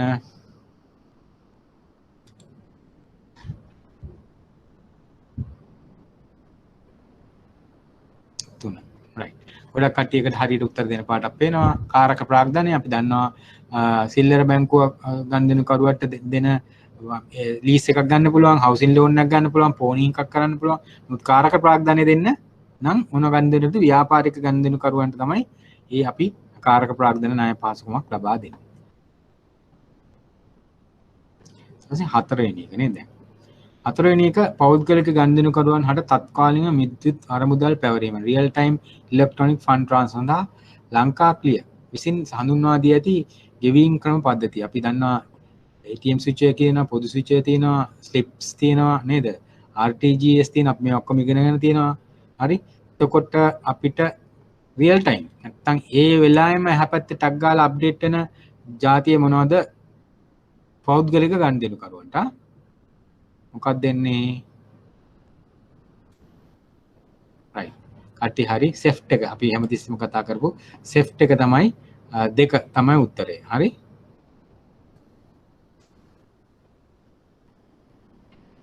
common electronic fund transfer සෙෆ්ට් කියලා කියන්නේ ඒක තමයි උත්තරේ. අපි ක්‍රෙඩිට් කාඩ් එකක් ගෙවනවා නම් නැත්නම් එක ගිණුමකින් තව ගිණුමකට මාරු කරනකොට වෙන බැංකුවක හරි වෙනත් බැංකුවකට ලංකා ක්ලියර් හරහා යවනවා නම් අපි ඒක සෙෆ්ට් එක. බැංකුවක අධ්‍යක්ෂකවරයෙකු ලෙස පුද්ගලයෙකුට සේවය කළ හැකි උපරිම වයස කුමක්ද? මම හිතන්නේ මේක ඔයගොල්ලෝ බැංකුවේ නියාමනයේ අර්ථේ ඉගෙන ගන්න ඇති කියලා මම හිතනවා. බලමු උත්තරේ මොකක්ද කියලා.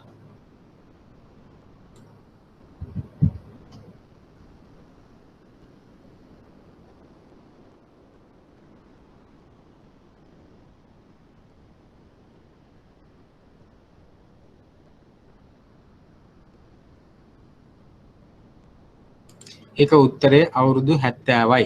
අවුරුදු 70යි උත්තරේ 3. එක්කෙනෙක් විතර තමයි උත්තරේ දීලා තියෙන්නේ. දෙන්නේ තුන් දෙනෙක් තියනවා. දෙන්නෙක් වගේ තියෙනවා. හරි. ඒක පොඩ්ඩක් පාඩම් කරගන්න. ඒ හරිය ඒවා පාඩම් කරන්න ඕනේ. නැත්නම් මතකින් කවුරු එක්කෙනෙක් දෙන්න මතක හිටින්න පුළුවන්. අනිත් අයට නැතුව ඇති. ඒ හින්දා එක තමයි උත්තරේ. ඒක අවුරුදු 70 නැත්නම් C උත්තරේ. හා. අයිත් මේ කෙටි ප්‍රශ්න. අපි මේවා ඔක්කොම වගේ ඉගෙනගෙන තියෙනවා. හරි.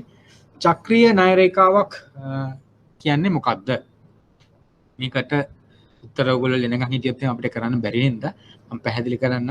අපි චක්‍රීය රේඛාවකුත් ඇත්තටම ව්‍යාපාරික ණය ක්‍රමයක්.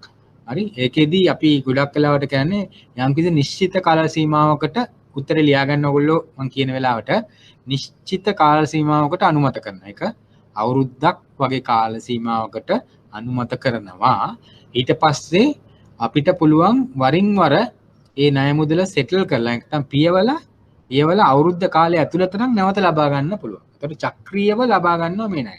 එකපාරයි අනුමත කරන්නේ නැත්නම් සෙටල් කරාට පස්සේ ආපහු අනුමත කිරීමක් කරගන්න ඕනේ සාමාන්‍ය ණයක් නම් ණයක් ලබාගෙන ඒක ලබාගෙන ගෙවීම සම්පූර්ණයෙන්ම කරාට පස්සේ නැවත ලබා ගන්න නම් නැවත අනුමත කිරීමක් කරන්න ඕනේ බැංකුවේ. නමුත් චක්‍රීය ණයවලදී ඒක පුළුවන් අනුමත කරන කාල සීමාව අනුමත කරන ලද අවුරුද්දක වගේ නිශ්චිත කාල සීමාවකට දුන්නාට පස්සේ ඒක වරින් වර පුළුවන් ඒගොල්ලන්ට සෙටල් කරලා ආපහු ලබා ගන්න. මේක ගොඩක් වෙලාවට අපි කිව්වා අර ගුදම් ආශ්‍රිතව ආනයනයේදී භාවිතා කරනවා. ඒ වගේම වගා ණයවලදීත් මේක චක්‍රීය ණය ක්‍රමයක් විදිහට අවුරුදු 3කට අනුමත කරලා අවුරුද්දෙන් ඒ සීසන් එකෙන් සීසන් එකට අපි යල කන්‍ය අල්ලා සෙටල් කරනවා. ආපහු ගන්නවා මා කන්නේ සෙටල් කරලා ආපහු ඊළඟ අවුරුද්දේ යල කන්‍ය ගන්න. මේ වගේ සීසන් 6ක් ගන්න පුළුවන් වගා ණය. ඒතර මේක තමයි චක්‍රීය ණය. ඒතර මේකට උත්තර විදිහට වගා ණය භාවිතා කරන්න පුළුවන්. අපි ඒකට NCRCS loan scheme එකක් කියලා ණයවල තියෙන වගා වලටම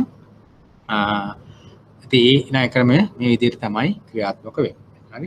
ඔය ටික කැටි කරලා ඔයගොල්ලෝ උත්තර දෙන්න නිශ්චිත කාලයක අනුමත ණය පියවීම පසු නැවත ලබා ගැනීමේ හැකියාවක් තියෙන ණය ක්‍රමවේදය. නෞබාර ඇපය නැත්නම් shipping guarantee එකක් කියන්නේ කුමක්ද? අපි මේක නෞබාර ඇපය එනකොට අපිට සාකච්ඡාවට වාදනය කරන්න වෙනවා ණයවර ලිපි නේද? ඒතකොට අපි කිව්වා ණයවර ලිපි කියන්නේ ආනයනකරුගේ බැංකුව විසින් ආනයනකරු වෙනුවෙන් අපනයනකරුගේ බැංකුව හරහා අපනයනකරුට දෙන ලිඛිත ප්‍රතිඥාව ගෙවීම් සිදු කරනවා කියලා දෙන ලිඛිත ප්‍රතිඥාව. ඒතකොට අපි කිව්වා මේ යම්කිසි මේ විදිහට ණයවර ලිපියකින් අපි ලබා ගත්තට පස්සේ නැත්නම් වෙනත් ක්‍රමවේදයන් හරහා නැව් මාර්ගයෙන් බහඬ තමන්ගේ ආනයන කටයුත්තක් කරනකොට යම් අවස්ථාවන් මේ සියලුම අපි කිව්වේ ගනුදෙනු සිදු වෙන්නේ මොනවා හරහාද ලිඛිත ලියකියවිලි හරහා. එතකොට මේ බහඬ තොගයට අදාළ මේ ගනුදෙනුට අදාළ සියලුම ලියකියවිලි ආනයනකරුගේ බැංකුවට එවන්න ඕනේ අපනයනකරුගේ බැංකුවට. අපනයනකරුගේ බැංකුව හරහා ආනයනකරුගේ බැංකුවට එවන්න ඕනේ. එතකොට ආනයනකරු එතනින් මේ ලියකියවිලි ටික අරගෙන තමයි එයා පෝට් එකට ගිහිල්ලා ක්ලියරින් නැත්නම් ඒක බඩු ටික නිදහස් කරගන්න. ඒක තමයි සාමාන්‍ය ක්‍රමවේදය. එතකොට අපි දන්නවා කුරියර් මාර්ගයෙන් නැවකට වඩා වේගයෙන් කුරියර් එක වැඩ කරනවා ඩොකියුමන්ට්ස් ටික බැංකුවට එනවා. ඔක තමයි සාමාන්‍ය තත්ත්වය. ඒකට අපිට ගැටලුවක් නැහැ. සමහරක් අවස්ථාවන් වෙන්න පුළුවන් නැව ෂිප් මේ පෝට් එකට ඇවිල්ලා නැත්නම් වරායට සේන්දු වෙලා නමුත් ඩොකියුමන්ට් එක ඇවිල්ලා නැහැ. හරි. එතකොට මේ යම්කිසි හේතුවක් නිසා ඒ ඩොකියුමන්ට්ස් ටික ඇවිල්ලා නැහැ. නමුත් මේ වරායේ මේ විදිහට මේ බාණ්ඩ නිදහස් කරගත්තේ නැත්නම් ආපු වෙලාවෙ ඉඳන් යම්කිසි කාලයක් ඇතුළත ගුදම් ගාස්තු ගෙවන්න වෙනවා. ඒකට ලොකු පිරිවැයක් දරන්න වෙනවා ආනයනකරුට. එතකොට දැන් මේක ආනයනකරුගේ බැංකුව දන්නවනේ මොකද්ද මේ ප්‍රමාදය කියලා මේ අපනයනකරුගේ බැංකුව එක්ක සම්බන්ධ වෙලා ඒගොල්ලන්ගේ sannivedana ක්‍රම හරහා සම්බන්ධ වෙලා ඒක නිවැරදි අනිවාර්යයෙන්ම මේ ප්‍රමාදය තහවුරු කරගෙන කොහෙද තියෙන්නේ කියලා තහවුරු කරගෙන ආනයනකරුගේ බැංකුව විසින් මේ බාණ්ඩ නිදහස් කර ගැනීමට යම්කිසි නවබාර ඇපයක් නිකුත් කරනවා ආනයනකරුට. ඒතර මේ ඇපය බැංකුවෙන් නිදහස් කරාට පස්සේ ඒ ඇපය මත මේ අපේ එක්ක ආනයනකරුට නිදහස් කරන නැත්නම් ආනයනකරුගේ නැව් සමාගමට නිදහස් කරනවා. එතකොට මේ ඇපය භාවිතා කරලා තමන්ගේ බාණ්ඩ නිදහස් කර ගැනීමේ හැකියාවක් තියෙනවා. එතකොට ඔයගොල්ලෝ ලියන්න ඕනේ නැව් මගින් බාණ්ඩ ප්‍රවාහනයේදී මෙම බාණ්ඩ නිදහස් කර ගැනීමට ආනයනකරුගේ බැංකුවට සියලුම නාවික ලියකියවිලි ලැබිය යුතුයි. එය නාවික ලියවිලි ආනයනකරුගේ බැංකුවට නොලැබුණු අවස්ථාවන්හිදී ආනයනකරුගේ බැංකුව විසින් නිකුත් කරන ඇපයට තමයි අපි නෞබාර ඇපය කියන්නේ. ඒ නෞබාර ඇපය යොදාගෙන පුළුවන් ආනයනකරුට බැංකුවෙන් ලබාගෙන ආනයනකරුට පුළුවන් තමන්ගේ භාණ්ඩ නිදහස් කරගන්න. ඒ හරහා අමතර ගුදන් ගාස්තු ගෙවීමේ ඇති අවදානම නැති කරගන්න පුළුවන්. ඔක තමයි 7 වෙනි ප්‍රශ්නය. 8 වෙනි ප්‍රශ්නය අපි බැංකු ආරක්ෂණය කියලා කියන්නේ අපි බැංක් ඇෂුරන්ස් අපි ඊයේ සුමානේ මේ පාඩම කතා කරා. තවත් ගනුදෙනුකරුවන් සම්බන්ධ කරගන්න අපි ජගත් නැත්නම් විශ්වීය බැංකු කරන නැත්නම් බැංකු තුලත් මේ කණ්ඩායම ඉන්නවා. ජීවිත රක්ෂණ ලබා දීමේදී වාණිජ්‍ය බැංකුවක් සහ ජීවිත රක්ෂණ සමාගමක් එකට එකතු වෙලා මේ ගනුදෙනු අපි කරනවා. එතකොට මෙහිදී යම් ගිවිසුම්ගත වීමක් සිදු වෙනවා. මේකෙදී වාණිජ්‍ය බැංකුවේ ගනුදෙනුකරුවන්ට ජීවිත රක්ෂණ ඔප්පු ලබා දීමේ ව්‍යාපාරික කටයුත්ත සිදු කිරීමේ පහසුකම් සැලසෙන නැත්නම් අතරමැදි කියා විදිහට බැංකුව ක්‍රියා කරනවා. ඒ සඳහා යම්කිසි ගාස්තු ආදායමක් ලැබෙනවා වාණිජ්‍ය බැංකුවට. ඒ හරහා තමන්ගේ ලාභදායීතාවය වැඩි කරගන්න පුළුවන්. එතකොට මේකේ කාරණා කීපයක් තියෙනවා. ජීවිත රක්ෂණ සමාගමක් සහ බැංකුවක් එකතු වෙන්න ඕනේ. ජීවිත රක්ෂණ ඔප්පු විකිණීම සඳහා බැංකුව සහ ජීවිත රක්ෂණ සමාගම ගිවිස ගන්නවා. ඒ කටයුතු සඳහා ඒකෙන් යම්කිසි අමතර ආදායමක් ලබා ගැනීමේ හැකියාවක් තියෙනවා. අතරම මෙහිදී අතරමැදි ක්‍රියා විදිහකට තමයි බැංකුව ක්‍රියා කරන්නේ. ඊට පස්සේ 9 වෙනි එක මේකත් අපි විදේශීය විනිමය ගිණුම් ගැන කතා කරනකොට කිව්වා ඉන්වර්ඩ් ඉන්වෙස්ට්මන්ට් account. දැන් මේක මම කිව්වා ගොඩක් ඩොමෙස්ටික් බැංකින් යුනිට් එකේ හරහා අපි අක්වරල බැංකු කරන නැත්නම් අපි මේක කතා කරේ offshore banking යටතේ inward investment account තියෙන්නේ. එතකොට මේකෙදි ඕනෑම ගනුදෙනුකරුවෙක්ට විදේශීය ආයෝජනයක් සඳහා විදේශීය ආයෝජනයක් කිරීම සඳහා මේ inward investment account එක අපිට භාවිතා කරන්න වෙනවා. හරි. එතකොට අපිට මේක කියන්න තියෙන්නේ අපි විදේශ විනිමයෙන් ඉගෙනගත්ත ගිණුම හරහා ශ්‍රී ලංකාවේ තුල හරි නැත්නම් පිටත වාසය කරන සුදුසුකම්ලත් ආයෝජකයන්ට, ඒ කියන්නේ ආයෝජනය කිරීමේ හැකියාවක් තියෙන පුද්ගලයන්ට ශ්‍රී ලංකාවේ විදේශ විනිමය ආයෝජනයන් වල ආයෝජනය කිරීම සඳහා තමයි මේ ගිණුම තියෙන්නේ. අපි ගත්තොත් එහෙම විදේශ විනිමය බැඳුම් කර නැත්නම් අපි bonds, foreign currency bonds ඒ වගේ දේවල් වලට අපි ආයෝජනය කරනවා නම් අපි ලංකාවෙන් මහා බැංකුවෙන් නිකුත් කරන විදේශ විනිමය බැඳුම් කරවල ආයෝජනය කරනවා නම් ඒකට අදාළ මුදල් ඒකට සුදුසු කම්ලාභී පුද්ගලයෝ මේ ඉන්වර්ඩ් ඉන්වෙස්ට්මන්ට් account එක හරහා තමයි මුදල් තැන්පත් කරන්න ඕනේ. ඒකත් ඉන්වර්ඩ් ඉන්වෙස්ට්මන්ට් account එකකට සල්ලි එන්න ඕනේ. අපිට ගිහිල්ලා තැන්පත් කරන්න බෑ. බැංකු පද්ධතිය හරහා එන්න ඕනේ. හරි. පිටරට තියෙනවා නම් එයාගේ බැංකුවක account එකකින් account එකට එන්න ඕනේ. එමයයි මේකේ අපිට ඒ ගිණුම් ක්‍රියාත්මක කරන්න පුළුවන්. හරි. ඊට පස්සේ අගය මත ණය අපි loan to value අනුපාතය යනු කුමක්ද යන කියන එක අපි හිතන අපේ products ගැන කරනකොටත් අපි මේක ඉගෙන ගත්තා. අපි ගොඩාක් වෙලාවට වත්කම් මූල්‍යකරණය ඉදී තමයි මේක අපි යොදාගන්නේ. වත්කම් මූල්‍යකරණයේදී කියලා කියන්නේ වත්කමක් මිලදී ගැනීමේදී වත්කමක් මිලදී ගන්නවා කියන්නේ ඉඩමක් හෝ වාහනයක් මිලදී ගැනීමේදී ඒ වත්කමේ හෝ නැත්නම් වාහනේ වටිනාකමින් කොච්චරක් ණය මුදලක් විදිහට දෙන්න පුළුවන්ද කියන එක තමයි අපි මේ හරහා තීරණය කරන්නේ. එතකොට මේකේ අනුපාතය වෙන්නේ වත්කම් මූල්‍යකරණයේදී වත්කමේ කුපමණ අගයක් ණයක් විදිහට ලබා දෙනවාද කියන එක තමයි loan to value ratio නැත්නම් අගය මත ණය අනුපාතයෙන් තීරණය කරන්නේ. හරි. ඉතින් මේ හරහා අපිට පුළුවන් අපි 5Cs වල ඉගෙන ගත්ත බැංකුවේ කමිට්මන්ට් එක. ඒතර කමිට්මන්ට් එකක් ගන්න පුළුවන්.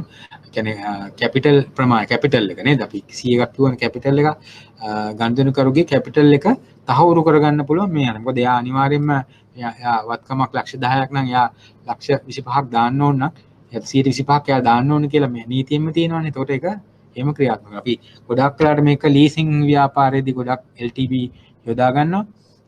ගත්තොත් එහෙම සාමාන්‍ය වාහනයකට 50ක් අනිවාර්යයෙන්ම ගනුදෙනුකරු දාන්න ඕනේ. ඒක රෙජිස්ටර්ඩ් වාහනයක් ගන්නවා නම් 70ක් දක්වා වැඩි වෙනවා. සාමාන්‍යයෙන් අන්රෙජිස්ටර්ඩ් වාහනයක් ගන්නවා නම් 70ක් දාන්න ඕනේ.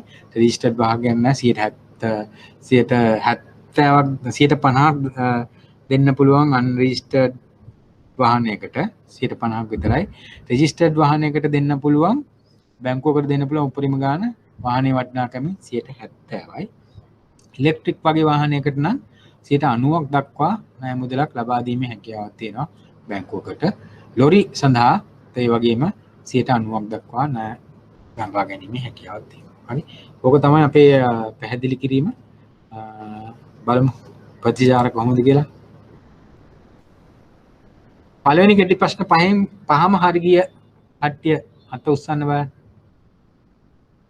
raise hand කියලා එකක් තියෙන ඔප්ෂන් එක. පහෙන් පහම.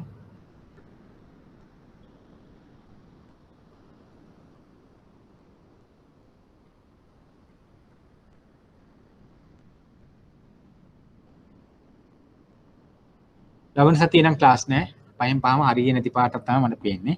එතකොට මම හිතන්නේ මේක තමයි ඔයගලන්ට ස්ටෑන්ඩඩ් එක. හරි. එතකොට කෙටි ප්‍රශ්නවල තියෙන ස්ටෑන්ඩඩ් එක උකයි. ওই විදිහට ඔයගලන්ට යම්කිසි පුහුණුවක් ලබා ගන්න ඕනේ. ඕන තරම් ප්‍රශ්න පත්‍ර තියෙනවා. මට 2014 ඉඳන් ප්‍රශ්න පත්‍ර තියෙනවා. ඔයගලන්ට මෙතනට ඇවිල්ලා මොඩල් ආන්සර්ස් උත් එක්ක ඒ questions papers අරගෙන ඔයගලන්ට උත්තර ලබා ගන්න පුළුවන්. මම හිතන්නේ ගිය සැරේ ප්‍රශ්න පත්‍රයට ඇර අනිත් ප්‍රශ්න පත්‍ර හැම එකෙම වගේ මොඩල් ආන්සර්ස් එක්ක ඔයගලන්ට යම්කිසි මුදලක් ගෙවලා මේ ප්‍රශ්න පත්‍ර ලබා ගන්න පුළුවන්. ඒතර මේ පාඩම් කරලා මේ ප්‍රශ්න පත්‍ර ඔයගලන්ට කරන්න පුළුවන් නම් පහසුවෙන්ම ඔයගලන්ට විභාගෙට ලියන්න පුළුවන්. ඊළඟට අපි 7 වෙනි ප්‍රශ්නය මේ ප්‍රශ්නෙටත් අපි විනාඩි 5ක් විතර දෙන්නම්. ටක් ගාලා ඔයගලන් උත්තරයක් ලබා ගන්න. එතකොට අපි කෙලින්ම මේ ප්‍රශ්නෙට උත්තර ලියමු. එතකොට වෙලාවක් දෙන්න ගියත් ඔයගලන්ට අනිත් ප්‍රශ්නෙට උත්තර දෙන්න බැරි හින්දා වත්මන් බැංකු කරන සේවාවන් සම්ප්‍රදායික බැංකු කරන කාර්යයන් සීමා නොවේ. බැංකුව විසින් සිය සේවා විහිදුම් අවුට්‍රීච් ඕනෑම අවදානමක් මගහැරෙන අයුරින් සහ ගනුදෙනුකාර විශ්වාසනීයත්වය බිඳ නොවැටෙන පරිදි මනා කළමනාකාරීත්වයෙන් තුලින් විවිධ වූ මාර්ගයන් ඔස්සේ පුළුල් කිරීමේ ප්‍රයත්නයක යෙදේ. අපි මේක කියවන්නේ නේද? මේ හරහා ගනුදෙනුකාර කණ්ඩායම් වලට විවිධ වූ බහුවිධ මාර්ගයෙන් බැංකුවට සම්බන්ධ වෙන ක්‍රමවේදය තමයි මේ බැංකු කරන ක්‍රේමාවන් නැත්නම් විකල්ප ක්‍රමවේදයන් හරහා අපි උත්සාහ කරේ. ඒතර මේකදී අහනවා නියෝජිත බැංකුවෙන් අපි ඒජන්ට් බැංකින් යන කුමක්ද කියලා කියවන්නේ නේද? එමගින් මූල්‍ය ප්‍රවේශ ඉහළ නැංවීම සිදුවන්නේ කවර ආකාරයෙන්ද කියලා. හරි. එතකොට නියෝජිත බැංකුකරණය කියන්නේ මොකක්ද කියලා කියන්න එපා ඉස්සෙල්ලාම. නියෝජිත බැංකුකරණය කියලා කියන්නේ අපි ඉගෙන ගත්තා බැංකුව තමන් තෝරාගත් පුද්ගලයන් සමග ගිවිසුම් ගත වෙන්න ඕනේ යම් යම් සීමාකාරී බැංකු සේවාවන් සැපීම සඳහා. ඔයගලන්ට ඒක දෙන්න පුළුවන්. ඒකේ සේවාවන් සපයන සේවා කරන ක්‍රමත් අපි ඉගෙනුවානේ නේද? මුදල් ආපසු ගැනීම, ශේෂ පිරික්සීම, මාරු කිරීම, පාස්පෝර්ට් අප්ඩේට් කිරීම වගේ සියලුම ගනුදෙනුකරුවන් ලබා දෙන්න පුළුවන්. මේක ගොඩක් වෙලාවට නියෝජිතයන් පත් කරන්න ඕනේ. මේ නියෝජිතයන් පත් කරාම බැංකු පද්ධතියත් එක්ක සම්බන්ධ වෙන්න පුළුවන් තොරතුරු තාක්ෂණයෙන් සහ ජංගම දුරකථන ජාල ඔස්සේ මේ සම්බන්ධතාවය ගොඩනගා ගන්න ඕනේ. එතකොට තමයි මේ ක්‍රියාවලිය බැංකුවට කරගන්න පුළුවන් වෙන්නේ. එතකොට අපිට මේකේ ඕනනම් තවදුරටත් මේ උත්තරේ ලකුණු 5කට විතරනේ. ඕගොල්ලන්ට වාසි ලියන්න පුළුවන්, අවාසි ලියන්න පුළුවන්, ගනුදෙනුකරුට අපි ලියන්න පුළුවන්. මේ හරහා බැංකුවට ගොඩනැගිලි ඉදිරි කිරීම නැත්නම් කාර්ය මණ්ඩල නැති හින්දා පිරිවැය අඩු වෙනවා. ගනුදෙනුකරුවන්ටත් එකෙන් ගොඩාක් ඒගොල්ලන්ගේ කාලය ඉතුරු වෙනවා. නගරයට ඇවිල්ලා ශාඛාවට එන්න ඕනේ නැති හින්දා ඒගොල්ලන්ගේ කාර්යභාරය ඉක්මනින් කරගන්න පුළුවන්. පිරිවැය අඩු වෙනවා. ඒ වගේම තමන්ගේ ආස්තික පිරිවැය අඩු වෙනවා නේද? මේ හරහා ශාඛාවට එන්නේ නැතුව ගනුදෙනු කරන්න ඕන කණ්ඩායමක් ඉන්නවා. ඒ කණ්ඩායමට තමන්ගේ ගනුදෙනු කිරීමේ හැකියාවත් වැඩි වෙනවා. හරි. එතකොට ඒ වගේම තමයි ඉහළ නැංවීමේ සිදුවන්නේ මේ ආකාරයෙන් තමයි අපිට. මොකද ගනුදෙනුකරුවන් විදියට නැති කණ්ඩායමක් මේ විදියට නියෝජිතයන් පත් කිරීම මගින් අපිට සිදු කිරීමේ හැකියාවක් තියෙනවා. ඔක තමයි ඕගොල්ලෝ උත්තරයක් විදියට ලියනවා නම් ලියන්න තියෙන්නේ. හරි. ඒතර නියෝජිත බැංකුවන් තුළින් බැංකුවකට සහ ගනුදෙනුකරුවන්ට අත්වන වාසි සහ සැකයන් අපි දැන් ඉස්සරන් කතා කරපු ටික දැන් අපි ඒකටත් උත්තරේ මම හිතන්නේ සාකච්ඡා කරා වාසි අවාසි එතන ලියන්න කියලා තියෙනවා. ඊට පස්සේ නියෝජිත බැංකුකරණ සේවාව සම්පාදනය කිරීමේදී බැංකුව විසින් ගනු ලබන අවදානම් කළමනාකරන පියවර 4ක් සැකයන් සාකච්ඡා කරන අපි අර අභියෝගයන් යටතේ ඉගෙන ගත්තා නේද?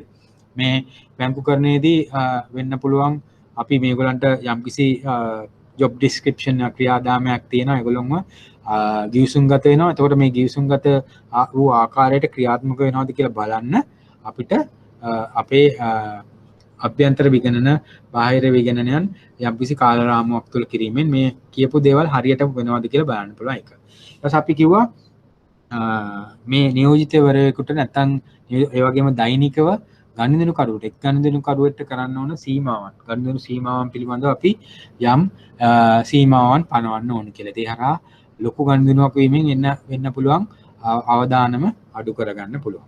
ඊපස්සේ තුන තමයි අපිට තවත් කියන්න පුළුවන් අපිට පුළුවන් මේ තුන්වෙනි පාර්ශ්වයක් විතර දත්ත යන්න පුළුවන් හැකියාව අවම කිරීමට යම් පියවර ගන්න පුළුවන්. ඒ වගේම ඒ සඳහා වෙන්න පුළුවන් අවදානම් කළමනාකරණය කිරීමට නියෝජිතයව පුහුණු කරන්න පුළුවන්. වෙන වෙන අවදානම් එන ඒවා ටික නවත්තන්නේ කොහොමද කියලා පුහුණු කරන්න පුළුවන්. නැත්නම් බැංකුවේ කීර්ති නාමයට තමයි මොන හරි වුණත් හානියක් වෙන්නේ. එයාට අවශ්‍ය කරන පුහුණුව ලබා දෙන්න ඕනේ මේක ක්‍රියාත්මක කරන්න.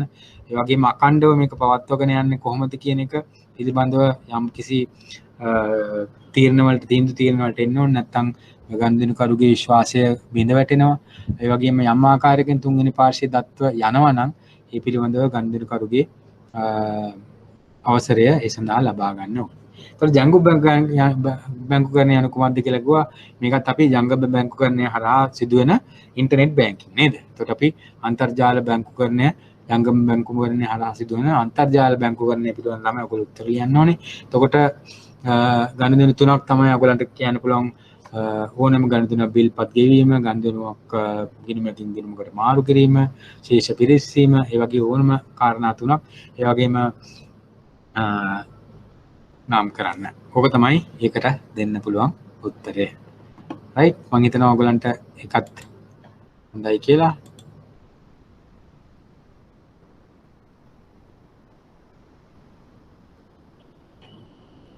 රයිට්. තව එක ප්‍රශ්නයක් තියෙනවා අපි ඒකත් කරමු. බැංකු අරමුදල් පාදක වූ සහ ගාස්තු පාදක වූ ව්‍යාපාරික කටයුතු නිරත වී සිටී. මෙවැනි ව්‍යාපාරික කටයුතු වල නිරත වීමේදී බැංකු තාක්ෂණික දියුණුවේ බලපෑම් ලක්වන විවිධ බැංකු සේවා බෙදා හැරීම් මාර්ග ඩිලිවරි channels භාවිතා කරනු ලැබේ. ඉතින් මේකේ පළවෙනි ප්‍රශ්නේ තමයි බැංකුවක අරමුදල් පාදක වූ සහ ව්‍යාපාරික කටයුතු ෆන්ඩ් බේස් ගාස්තු පාදක ව්‍යාපාරික කටයුතු වලින් වෙනස් වන්නේ කෙසේද? යෝග්‍ය නිදසුන් සමග පැහැදිලි කරන්න. ඔයගලන්ට අපි කතා කරන්නේ නූතන බැංකුකරණය වැඩියෙන්ම නැඹුරු වෙන්නේ ගාස්තු මත පාදනම් වෙච්ච ආදායම් මත.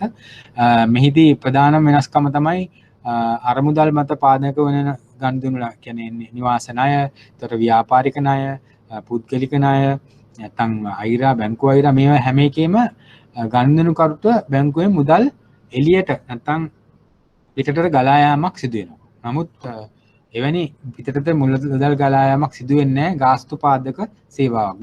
බැංක් ගැරන්ටියක් දුන්නත් නැත්නම් LC එකක් ඕපන් කරත් මුලින් මේ මුදල් ගලා යාමක් සිදු වෙන්නේ නැහැ. ගනුදෙනුකරුවෝ එතන බැංකුවේ මුදල් යෑමක් සිදු වෙන්නේ නැහැ. හරි අපි එකකින් සේවාවක් විතරයි දෙන්නේ. ඒතකොට ඒ වගේම තමයි මෙම ගනුදෙනු අපි ගාස්තු ආදායමක් ලැබෙනවා. අරකින් පොලි ආදායමක් ලැබෙනවා. අනිත් වෙනස්කම.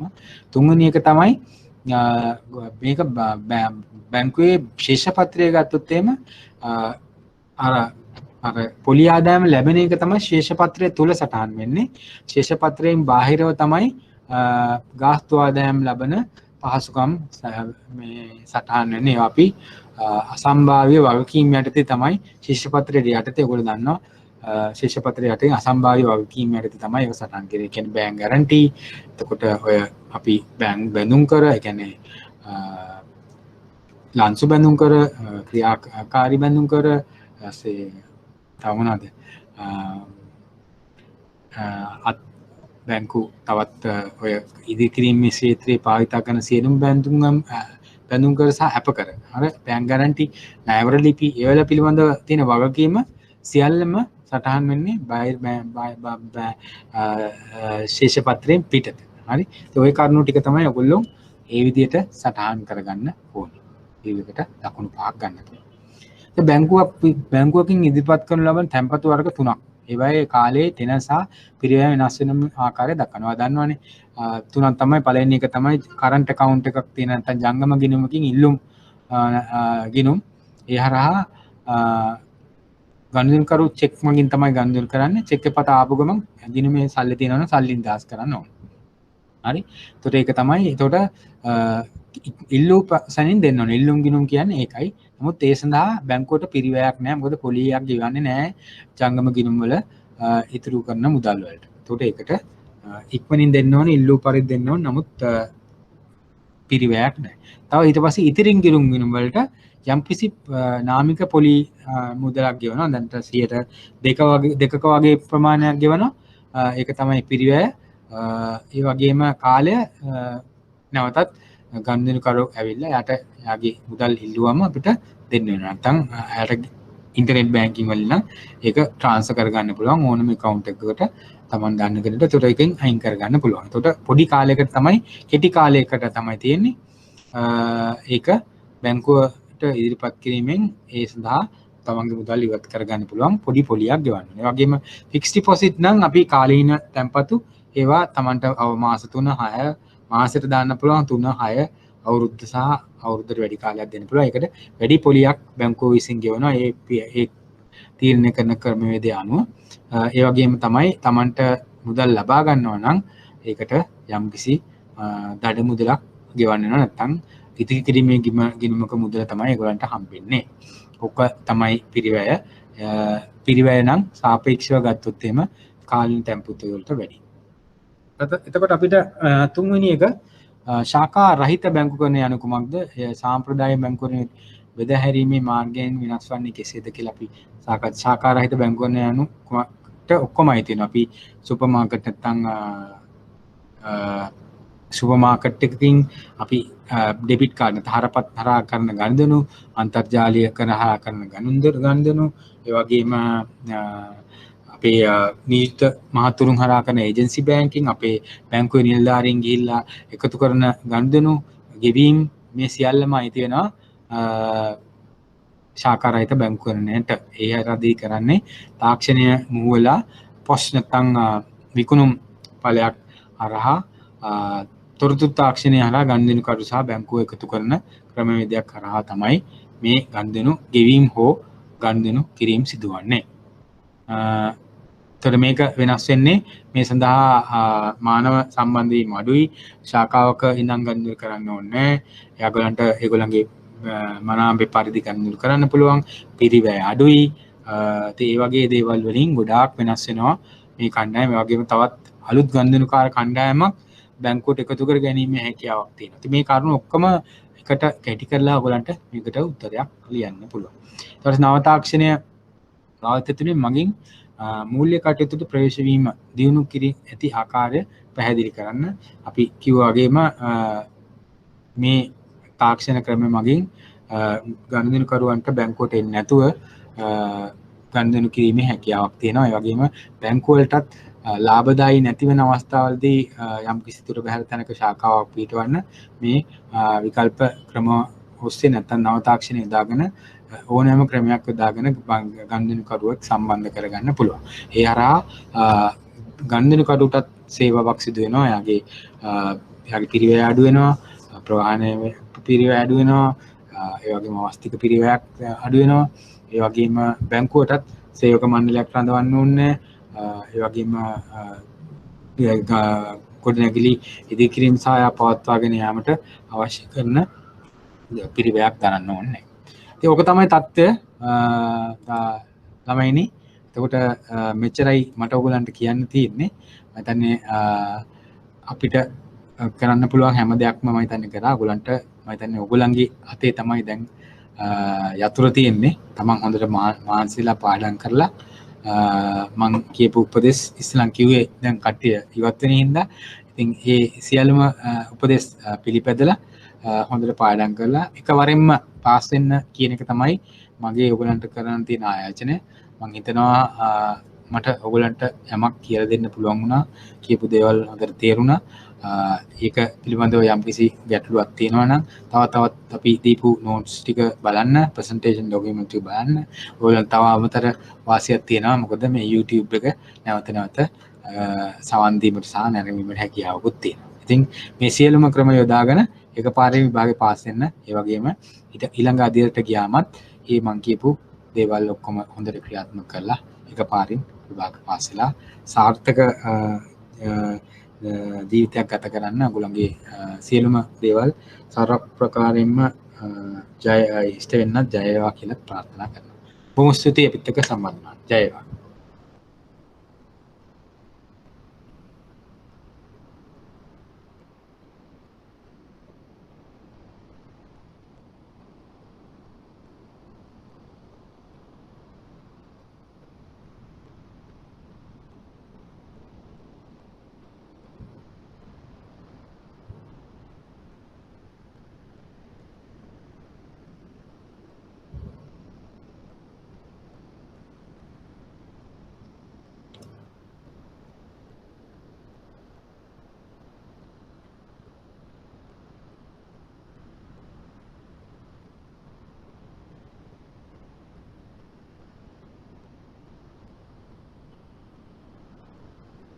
රිවිෂන් ක්ලාසස් තියෙන දවසක් මම හිතන්නේ ඔයගලන්ට අපේ ආයතනයට කතා කරලා දැනගන්න පුළුවන්.